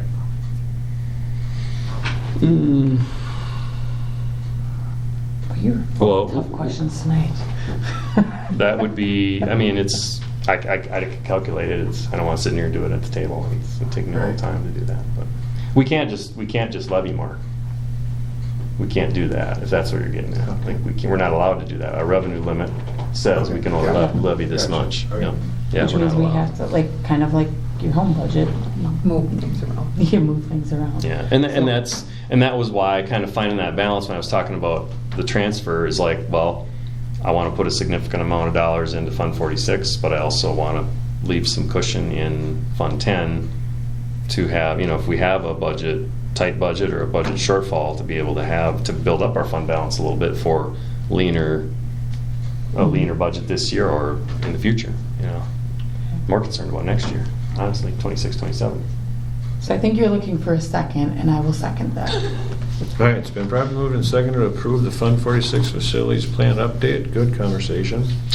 All in favor Yeah. signify by saying aye. Aye. All opposed? Motion passes. All right, next item of business is the approval of the incident response plan for cybersecurity. Okay. That's why Mr. Osmonders has been patiently waiting here. I kind of lied to him when I told him, I said, yeah, I think it's closer to the top of the agenda. So poor Bo has been waiting patiently. I think it is towards the top yet. It is towards the top. So the top of this page, if you want, that helps. Yeah. Your I, and it goes all the way to Q, so you are in the top half. I for IT. There we go. Yeah. So Bo's here to just kind of answer questions or so if we go along. But just to give some background, so it's been discussed at this table before, and it's a hot topic everywhere, but also in the education industry, incidents of phishing and scams and so on. Schools have become big targets because we are not necessarily money rich, but we're data rich, and we are also seen as being vulnerable due to most school districts our size have one bulb, to protect our systems. So there's a concerted effort, I think, among schools to talk about these kind of things. It's big in the healthcare industry right now too, and we've seen some disastrous kind of data breaches around the country that hit the news once in a while. So we started working with CCL11 started offering a service this past year, and so this spring semester we worked with Brody. I can't remember his name, Brody Pyre from CCL11. He's a new person working there as a consultant to help us build a incident response plan for cybersecurity. So you get hacked, you get breached, you have some sort of adverse event. How do you respond to it? So we do have small adverse events that have happened. Small little things that have happened. People click a bad link or something like that. So this is outlining what do you do about that. So I give Bo a lot of credit for a lot of the meat of the work that went into it. So Brody came in and he had multiple meetings with Bo and I, and gave us some templates. And feel free to jump in here along the way at any point. Gave us templates. We picked through what we liked and didn't like about different ones and kind of shortened it down to make it something more meaningful, I guess. If you make a document so big and complicated, it's not useful. No one uses it. And then we also decided we wanted to create a quick reference sheet. So that first document on there is the quick reference sheet, which is basically like, okay, I think my email just got compromised, or my login just got compromised. What do I do? So this just, this quick reference sheet kind of outlines contact the IT director, and then, some things are very minor. Bo handles it on his own. Okay, there's no vulnerability here. It's not a big deal. You really didn't compromise your login. You're fine. But then if we have concerns, then it's kind of a decision-making process to go through to look at, is it an event? Is it an incident? What's the severity of the impact on all these different systems that are controlled by our IT systems? And then there's some containment steps that are involved. Bo, what am I leaving out here in the first part? Any comments or? Doing good. So there's the quick reference sheet, which I think is your go-to, and then there is the full plan, which is if you get involved into a deeper, this is your reference to go back to once you're into it, and it involves steps for the different stages of preparation, which is what we're in now, preparing for an event or an incident. Once it happens, you identify, hey, what happened, assess any potential damage or problems, contain it, containment and intelligence. Phase 4 then is eradication. How do you eliminate the threat if there's a virus or something? And then phase 6, lessons learned, the reflection back, and how do we change or grow from this? So some of the page numbers are not updated in here. The quick reference sheet is one of the indexes that appendixes, I should say, at the end. There's communication with stakeholders, communicating with your staff, communicating with maybe parents or students, communicating with your community, things like that. There's also a document on there that shows the third document, containment steps, like literally, you don't want to shut things off, but you can go into the server room and literally, there's a guide there how to literally disconnect the cables to preserve, nothing more going in or out, but yet preserve what you have so that investigators can come in or the different agencies can come in. So that's maybe where Bo can share a little bit more. I'm putting you on the spot here, Bo, but as far as some of the state, and you've had a little bit of experience communicating with some of them, like who would we call? So Wisconsin has, they call it the CRT team. So it's a bunch of IT nerds like myself that all volunteer So if something happens and it's a little out of our wheelhouse, you can give them a call and they'll respond. They'll sometimes send team members out. A lot of times they can do it remotely. So they'll do forensics, a lot of stuff that I won't lie, I don't know how to do. You know, I can do some things, but a lot of that stuff is it's pretty specialized. So you can call them, and they're pretty good. They come up to CISA, some representatives talk about it. There's a few members actually around us within local districts and businesses. Very, very good people to work with. And There's the CISA, which I can't remember what that stands. CISA, not CISA. I can't remember what it stands for, but that's another incident response team from the state level, or maybe there's some of the same. Or they deploy the CRT, maybe, don't they? Yeah, I think are they the federal ones assigned to us? Because there's two of them, Bill and I believe Bill. Yeah, there's a federal agency, and then they have people in each state. There's the emergency response, emergency management by the state. They take part in it. We had a neighboring district. They actually deployed the National Guard. You think, what? Well, not troops and tanks rolling in, but IT people from the National Guard coming in and actually helping. Some, FBI might be part of it if it's a bigger thing. So, that's the extreme worst case scenario. You've got ransomware and your system's locked up, versus the smaller phishing email maybe that somebody clicked on and isn't sure if they breached or they may be compromised or something like that. So everything in between. Bo, anything you should care to add, or we left out, or?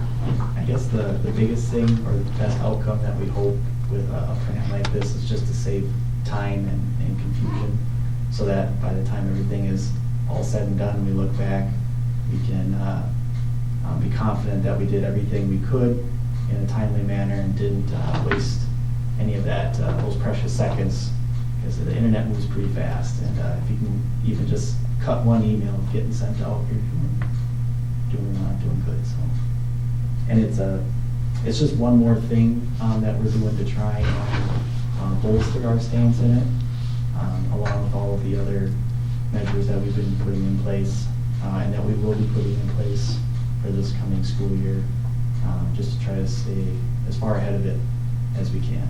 And yes. So what are you doing, if anything, to help the students understand what we should be clicking on, what we shouldn't? Like, are we doing any training to help them identify this is a bad email, this is like not where you should be clicking? Like, are we doing anything to make sure that they're not just falling victim to that? The students themselves? Yeah, the students themselves. To be honest, I'm only mainly focused on staff. Okay. Yeah. I'm just thinking, for us, students are our target a lot of times because it's a vulnerable population and they're more apt to click on the next great win it email that they get that might come in, through all the firewalls you have. Right. It's for that, and we are somewhat fortunate. So anyone 6 on down, they can't receive or send emails to anyone other than their teachers. So we do have, I guess, some safeguards. 6th grade on Yeah. down, not age 6. Correct. 6th grade. But you got some rowdy 7th grade boys coming in that No, I think that is a good thing that we could be doing. I'm just wondering, how do they even know? We've done a whole e-learning on, here's how you identify that it is spam, Yeah. and it could potentially be dangerous. Definitely. Yeah, I think they're so heavily more filtered. They do have some strict filtering. That's staff. We rely pretty heavy on our smooth wall web filter. Okay. So if something does get through, luckily, if they click on something, if it's a link to another site, Smoothwall catches it 99 Right away. times out of 100, yeah. And that 100th one that does get through, it doesn't get far before. Luckily, they talk pretty loud, and when they walk by my office in the library, so if there's a new one out there, it doesn't take too long for us. Does that hold true when they bring their Chromebook home and they're on a different, like Wi-Fi too? Yes. That same, okay. And we also, along with that, along with the web filter, we also have keyloggers on there, so that even if they type something but don't actually go to it, we still have record of that and are able to respond appropriately. Okay. So if they're trying to get to something they shouldn't on a dare or what have you, we'll still know. You just got a really rogue population that. We keep them reined in as much as we can, yes. Yeah. Good questions. Yeah. But I was just telling Mr. Peterson this morning, so on the staff side, we fish our own staff members, which is quite fun most of the time. That luckily. You IT folks must love that. We do. Oh my gosh. And we're very proud. Our district is well below the average, and this is the third time that I can recall this year that we hit 0%. So we sent out emails to all staff members. We had 69 clicks on the email, but no clicks on the link. So it was very successful. Okay. And we're very proud of how they've responded to it. And we've been consistently below the industry average, which is just over 12%. Especially when we first start, we're about that 6%, which is only about 3 or 4. Mhm. And it's not always the same ones, which is kind of nice to see because we send out different templates. So one will be a bank, and then the teacher next door gets one from Subway. Yeah. And it all just depends on who's looking at it, but they always forward it to me, and a lot of them now have caught on and say, is this from you? And we've actually had a couple of times where it wasn't from us, but they caught it anyway, so they're doing very well. And you hit on the head, the most important way to keep your system safe is to educate the people that use it.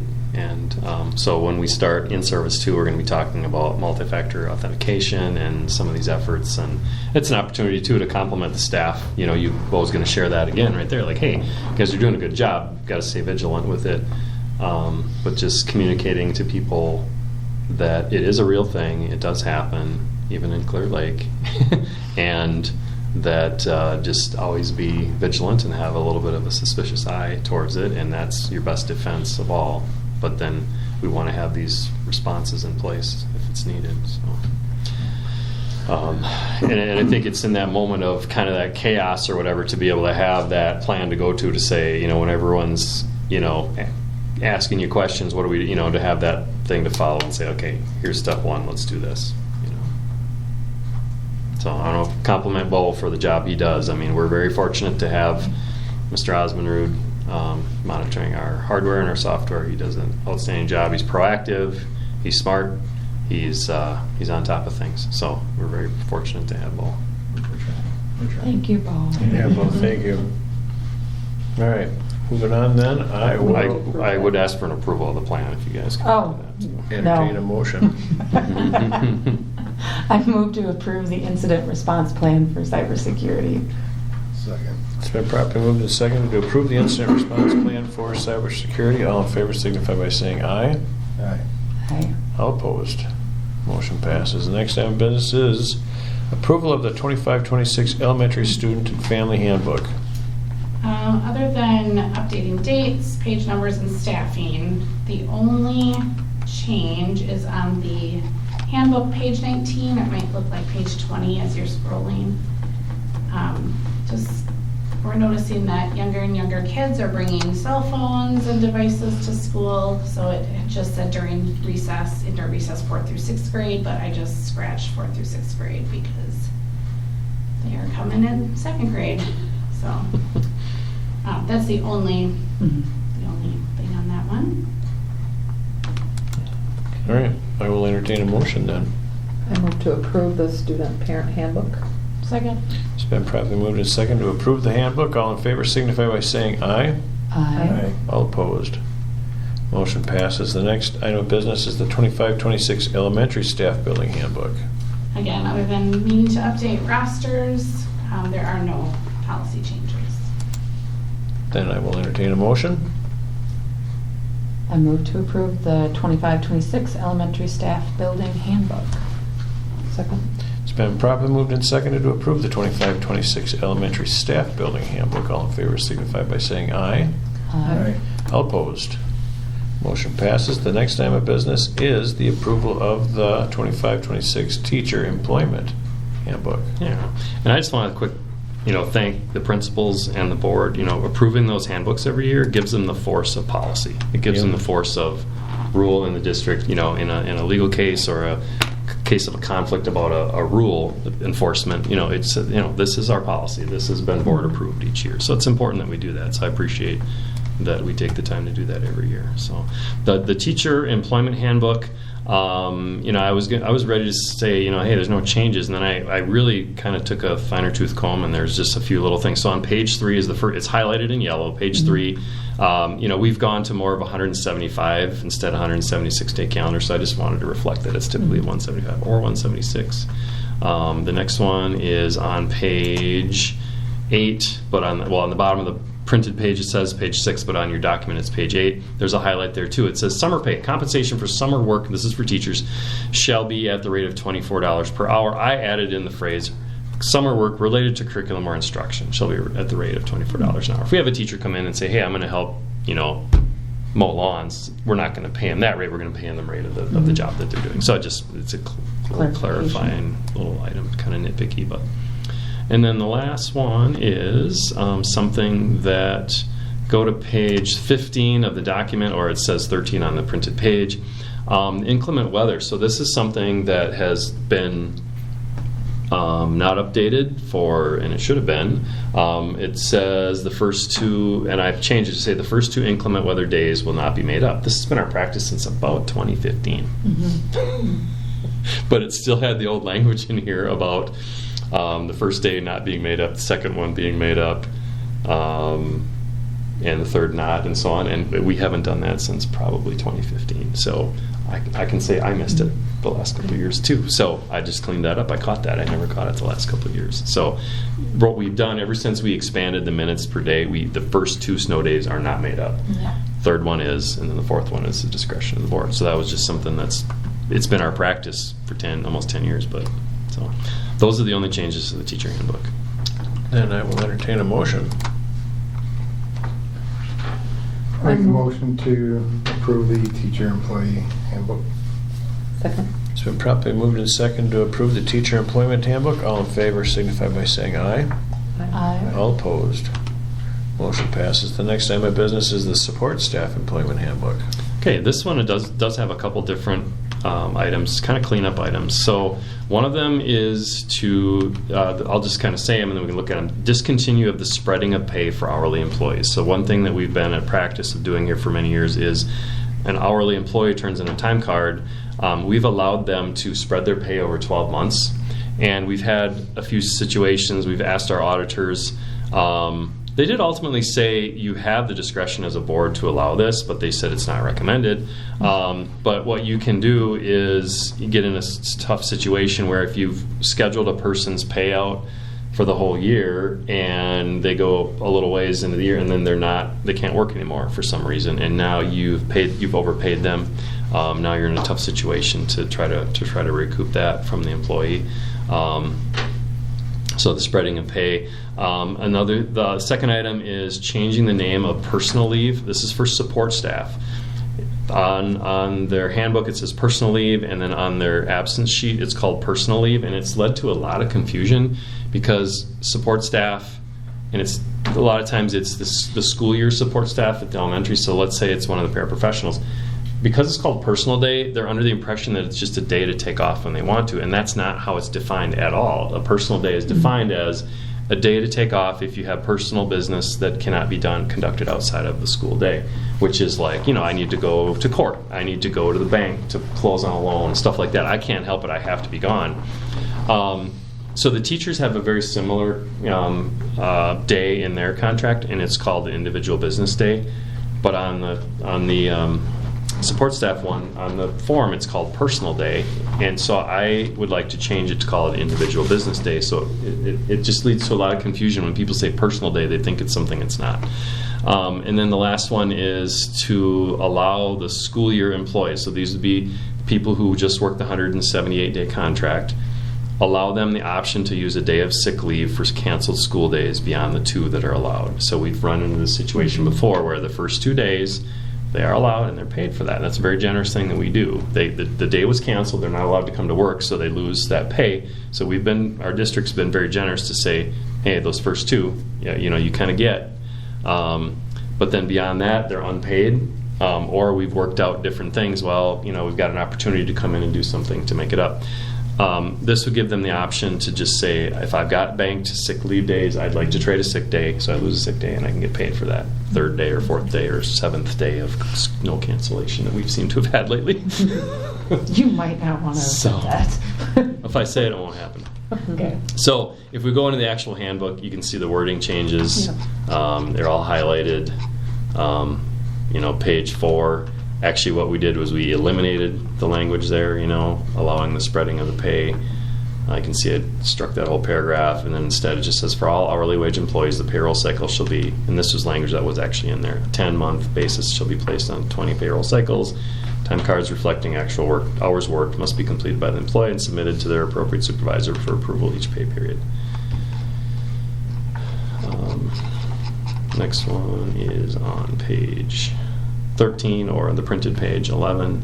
Again, all it is changing the name, not any policy change, they're not losing any benefit, they're not gaining any benefit. It's just literally changing the name from personal leave to leave for individual business, which I struggle with because it's wordy and it's just messy to say it that way, but it reflects the same as the teachers, and I think it just will eliminate confusion. Because what does a para often do? They'll go to a teacher and say, well, how should I fill this out? And the teacher says, well, I fill it out this way, and it's not quite right for them. So it just leads to a lot of confusion. So I don't know if there's any questions on that change. And then the inclement weather change, page 11, right below it. And we did, if you might recall, if you've been on the board a long time, which I guess all of you have been, we had a resolution a few years ago for this where we got to that point where we were missing 6 and 7, 8 days, and so we passed a resolution where we allowed staff members to sub in their sick days, and we thought, well, the district's not necessarily losing a benefit there because they're giving up that sick day that they won't get paid out for. Any questions on any of those things, those changes? Nope. I will entertain a motion. I move. Go ahead. I move to approve the 25-26 support staff employment handbook. Second. It's been probably moved and seconded to approve the 25-26 support staff employment handbook. All in favor signify by saying aye. Aye. All opposed. Motion passes. Next item of business is our approval of updates to responsible use policy for student technology. And one change in here, one addition, this was talked about at a technology committee meeting way last spring. Just looking at how do we help mitigate some of the damage to some of the Chromebooks and the different scenarios that get put in the principal's lap sometimes. Like, sometimes it's major damage, but it truly was an accident. And sometimes it's less significant damage, but they did it on purpose. They were really being careless, or they really kind of did it on purpose. You had kids kind of mistreating. So how do we handle those scenarios? So you scroll all the way toward the end. It's page 10 on the document, page 9 on the printed page. So we added in there,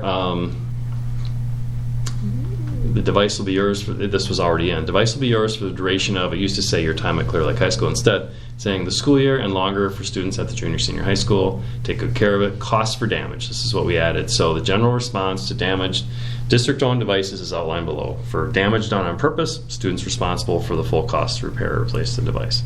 So this is like, we've really had a teacher observe a student literally like punch their screen or do something crazy like that or silly like that. Damage caused by carelessness or inappropriate use. So again, it wasn't on purpose. They weren't trying to break it, but they were definitely not using it the way they were taught, the way they're expected to. So, they're sloppily tossing it on their desk, or they're carrying it carelessly, or they're drinking their water above the top of it like we tell them not to do. So, looking at that like, hey, you're being careless with it, you're being inappropriate with it. So the first offense, student would be responsible for 50% of the cost. Second offense and beyond would be full cost. And then damage caused by accident, So literally, it was truly an accident. No cost to the student the first time. But then, we have those situations where the same, and Bo deals with it, or Vicky deals with it, where the same student seems to be having 10 accidents. So at some point saying, you're not being careful with your device. You're not treating it the way we ask you to. You're slamming it into your backpack. You're rushing and dropping it, things like that. So just to try to give a little bit more accountability. And number 4, students may also be issued fines for minor damage to their device beyond reasonable wear and tear, which does not impair the usage. So again, we see kids scratching a word in, or graffiti, or picking off labels, So it still works fine, but you turn it in at the end of the year, and now maybe they're out of their cycle. Now who's the poor kid that gets that one next year? So it's sort of like a book fine. Student turns in their math book at the end of the year and it's all beat up. It's like, well, hey, there'd be a small fine for that. So we recognize that this causes judgment calls, so it says in there after a necessary investigation. So it would be, the assistant principal getting down to the story, and usually there is a story, and usually there's witnesses. It's other kids, it's the teacher that saw it happen, and to be fair to all situations, but also to have a little bit more accountability. So that was something that came from the teachers on the committee saying, can we do something about this? So that was the response. So I don't know if you have any thoughts or Does questions. somebody go over this handbook with the students when they start? Mm-hmm. Okay. Mrs. Meyer, usually with the elementary kids, does it the most. I'm more worried about the high school. Like, you're going to be responsible if you wreck it. Mr. Melberg, on the first day when his assembly, he goes over select rules, Okay. and I talked to him about, hey, make sure this year this is a point of emphasis. Yep. Nice changes, I think. I'll entertain a motion. I move to approve the updates to the responsible use policy for our student technology. Second. Been properly moved and seconded to approve the updates to the responsible use policy for student technology. All in favor signify by saying aye. Aye. All opposed. Motion passes. The next item of business is a preview and discussion of the 25-26 calendar for strategic planning. And I don't know that this is something we need to spend a lot of time on, but it's just, we recently had an admin team, I'll call it a retreat. We met for about 6 hours during the day, 6 or 7 hours, and looked at our scorecards, looked at strategic planning and bigger picture, tried to have a meeting where we didn't talk about day-to-day managerial things and so on, and try to talk about bigger picture stuff. It's really hard to do because in the summer we don't get connected with each other as much as we'd like, and so we did our best to really do that and block out all the noise and talk about. But one of the things we did is we went through the strategic planning calendar and tried to update it. So for the board, this just shows, like the blue ones are the dates that we reported to you on the scorecards. There's a couple that are still highlighted in there because we still need to look at those more because we're not sure if that's, if we change those goals, because that's still ongoing. So we'll still be writing our goals up until the start of the school year when the teachers come back. But some of those we might want to adjust or tweak a little bit. But basically, we went through this, we updated the dates, we talked about them all and said, hey, do we want to keep this here? Do we want to move this here? We made a few adjustments. But a lot of it was just the conversation then about the backwards planning. Like, okay, hey, if we're reporting on May 11th, and it was calendaring and backing it up and saying, hey, when are we going to have our team meetings in the weeks before that to make sure we got our ducks in a row before the meeting. So just our document that helps drive, keep us on track and drive what we do, and so not a ton of changes. Wow.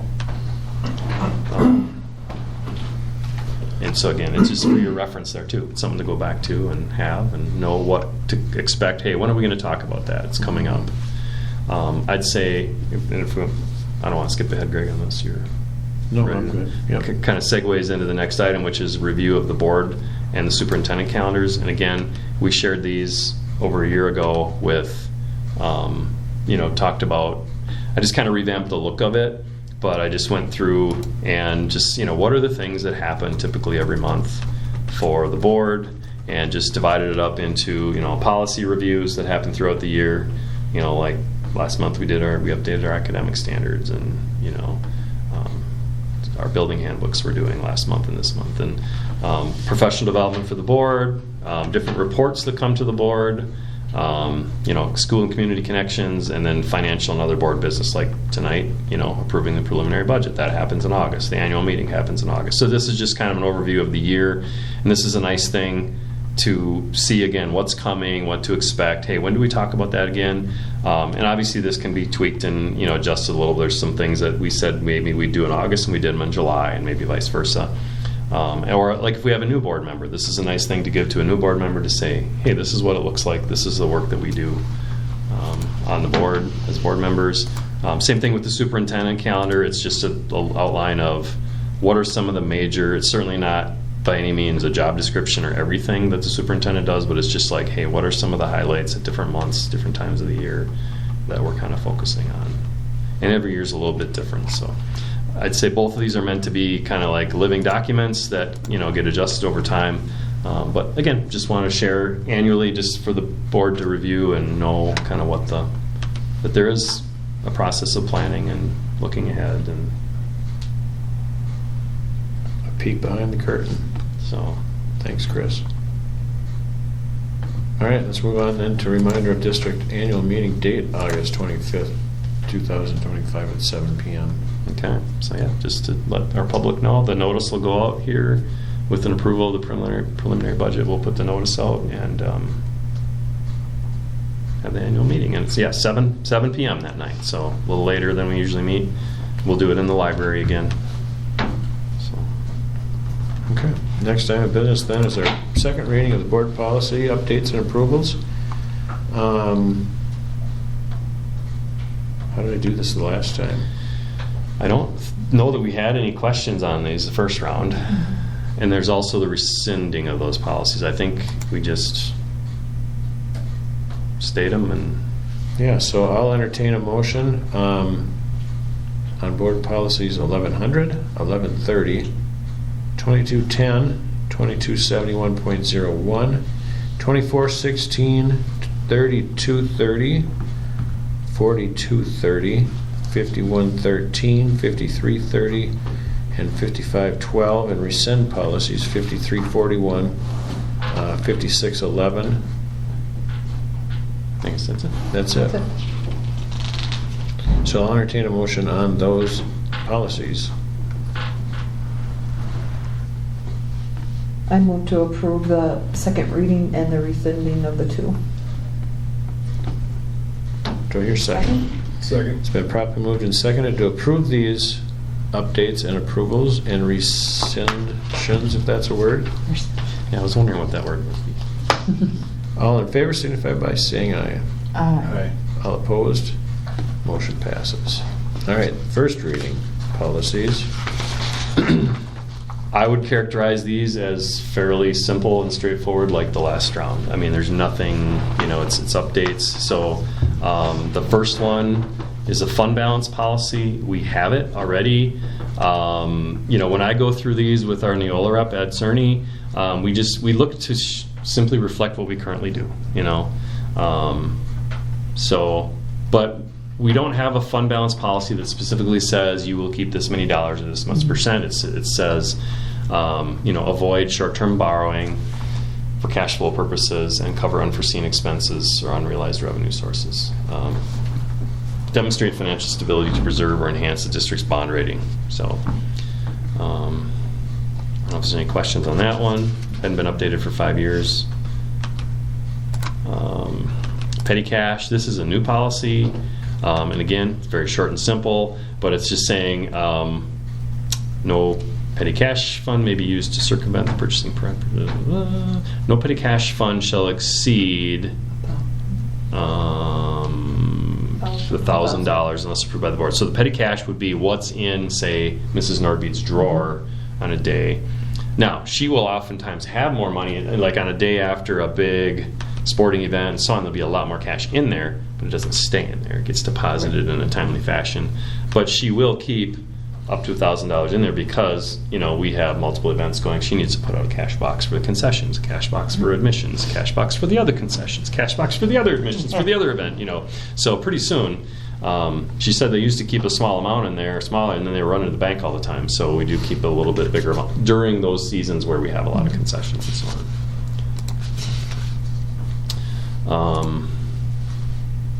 7410 is maintenance, and I guess it just says terminology in this policy has been updated and clarified. I'm looking at the description. It's just more like calling it capital assets versus fixed assets. Disabled parking versus handicap. Yeah. It's wordsmithing. Yeah, so there's not, I wouldn't say there's anything significant there. If no one has any questions. Safety standards, again, it says revised to clarify what information is required to be reported to the board. And I believe that it was, kind of reflective of what we do. Audits of health and safety, that's Mr. Osmonrud, Tom Osmonrud, but then it's also, we do that in conjunction with CISA 10, is who we contract with to help us with a lot of those safety audits and analyzing our environment. Reports of violations or remediation actions shall be provided to the district administrator, who shall keep the board informed of significant issues. If you guys are comfortable with that. Mm-hmm. Maybe you don't want to hear about every little nitpicky thing. Facility security. Again, policy to clarify, or revisions to the policy to clarify law enforcement contact and remove optional language. Law enforcement shall be contacted, and district officials shall fully cooperate with law enforcement's efforts to apprehend those knowingly cause physical harm of student staff. Again, this is what we do. Some clarification on exterior doors and lock during the day, which is what we do. Visitors must identify themselves. Visitors that intend to visit a classroom may be escorted to the classroom by either a staff member or, if age appropriate, a student from the class. School office staff must contact the classroom teacher to verify that the visitor is expected. So it doesn't require an escort. It may be an escort if it's a familiar visitor. If it's the gentleman who comes and does the reading on every Friday to the first graders and we have a long-standing relationship, we're not going to escort him down the hall. We know he's there. He signs in. We gets his pass. We don't need to. That's a made-up hypothetical. But any questions?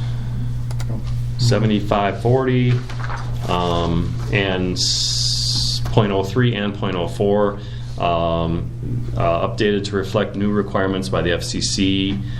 Changes recommended for legal compliance if the district receives federal E-rate funds, which we do. So our E-rate funds help us pay for our technology infrastructure upgrades. And the only section is, scroll way down, off-premises use of E-rate supported technology must be primarily for an educational purpose that is integral, intermediate, and proximate to the education of students. So E-rate, pays for like our switches, but it also helps pay for some of our security software, right, Bo? Like the hardware behind it, like the device for the smooth wall and stuff? Yeah, it'd be anything, they categorize category 2, category 1 and 2, it's anything that is required to get to the internet. Yeah. So part of our smooth wall is because it's firewall services, but technically you don't have to have a web content filter, so that's not covered. But the firewall services are. Yeah. Part of the same appliance. So I guess what I'm getting at is off-premises use of E-rate supported technology. Well, that would be staff taking devices home, students taking devices home. It is for educational purposes that is, proximal to the education of students. Teachers doing grading, prep work, it's students doing schoolwork. So that clause is in there for that to still allow us to continue to get our E-rate, I guess. So thanks, Bo. Same thing with the staff. I think it's just the exact same phrase in there. 8395, student mental health services, and this is about the idea that, so currently we have, doesn't cost the district, we have a clinic, North Lakes Clinic, that offers services in our buildings 1 day a week for half a day in each building, and this is a private contractor that, we can give information to a parent and refer and say, hey, you might want to, if you're looking for, and you don't have the ability to get your kids off site maybe to an appointment very often, here's something you can look at. So this is just basically reflecting the physical access to it in the bid list. We provide a room and we have a memorandum of understanding with them, and then we allow them to come in and serve students, and once a week. Anything else? Same thing, district physical health professionals, so like our school nurse.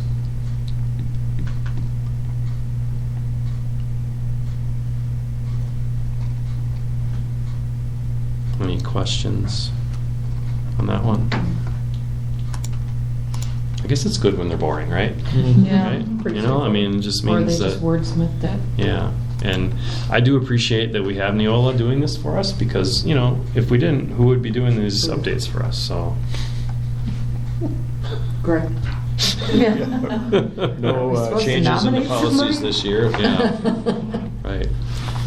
So, yeah, 85.31 for introduced meal prices. And again, this is just clarifying if you, the community eligibility provision, so that's if one of your buildings qualifies with 50% more of students with free and reduced, you qualify for the CEP program, which is basically the free summer meal program. And this is just to say that if you have one of your buildings, it applies to your whole district, so you wouldn't have to change your policy, for one building or another. So that's how I understand the change. I think it's just to provide a little more flexibility with that. The last one on there is 8600 transportation, and it just clarifies the district's obligations to transport students with a disability as defined in their IEP. So if their IEP requires special transportation, we provide that. That's what we do. So, trying to remember. Yeah, it really doesn't say much of anything that's changing anything. It doesn't say anything that's changing anything at all. So, No meat tonight. yeah. All right, So- well, thanks, Chris. Superintendent notes. All right. It's just, slower time of year with no students around, but I did want to share, Kinship sent a very nice thank you. Kinship of Polk County sent a very nice thank you letter. Dear District Administrator and School Board members, thank you for your continuous support of Kinship of Polk County. You received your check for $2,000. Your financial support will allow us to remain a strong asset in your school district. Amy Danielson is the Kinship Coordinator for the Clear Lake District. She will continue to work closely with the guidance staff and teachers to provide positive mentoring experiences for both the elementary and high school students in your schools. Please don't hesitate to contact Amy or me with any questions. From Amy Danielson and Lisa Thanik. So they just wanted to express their thanks for the board and the donation. So. Thanks. We are working on our new website and communication apps. That's been a lot of work in the background. We all had kind of a moment today. We're like, one more thing. We're trying to get this thing going here. The Aptigee implementation work has been going good. Look for some communications to come out from probably me to district parents, and then like on our social media about announcing our new web pages or our new app is coming. Look for this. They shared marketing materials with us. I plan to send out a test message on the alerts. Alerts is the new system they use, like instead of School Messenger for, let's say, an emergency closure, it's called Alerts. I intend to send out a test message just so everybody kind of sees it once and I get to use it once and make sure I know how to use it right, make sure it's working the way it should. So expect that probably around in-service time maybe. Again, there's been a lot of work on the budget, the preliminary budget. I want to thank Eve personally, professionally, for all of her work. She's been just instrumental in all the work she's contributed to building that thing. There's a lot that goes into it, so thank you to Eve for all of her work and support. And then it's a lot of gearing up for the for the school year, finalizing in-service plans, communicating with staff. We gave you all copies of the letters that went out to the staff. Parent communications will be coming out here from the principals, and open house prep, and sports schedules. Our sports seasons are firing up here. We're getting students enrolling. We're getting open enrollment requests. Facility work getting finalized. You'll see the new sign out front should go up here the next couple of days. That thing's finally done, getting painted and redone. Again, I want to thank transportation crew. We've got our bus driver meeting tomorrow. Food service crew with Tara leadership, our tech crew with Bo's leadership, a custodial crew with Tom's leadership, and I also want to thank our administrative team for all their work and leadership over the summer. There's a lot that goes on in the summer, and people I don't think it's not real visible sometimes, so I want to recognize the work that our admin team does and the work that the office staffs and secretaries do over the summer. There's a lot of things that happen that people maybe don't always realize. So we had a legal workshop up at C11 last week that some of the admin team was able to make too. Some people had conflicts. Again, we got fall sports starting up. Marching band has started back up. New staff in service is next week on the 19th. We've got some staff trainings for our special ed staff coming up in the next week or two. We're having Mrs. Anderson is organizing, I believe, the third annual Substitute Teacher Appreciation Morning on the morning of August 22nd. Opportunity to go over things with our subs and thank them for what they do, and to perhaps invite some new subs in, and we have been successful in doing that last few years. In service, August 25th through 28th. And then we also, we start up school for the 7th through 12th graders on September 2nd, and then open house for the elementary. That routine is well established now and has been a great thing. So, Crazy. a lot going on. It's been a busy summer. All right, next item of business, future agenda items. Anybody have anything they want to put on the future agenda? We'll swing back to the mascot discussion. I haven't had time to delve into that at all, but we'll swing back to that. I know that just was hanging out there still from last time. So, okay. All right, then I will entertain a motion to adjourn. I move to adjourn. Second. It's been properly moved and seconded that we adjourn. All in favor signify by saying aye. Aye. All opposed. Motion passes. We are adjourned.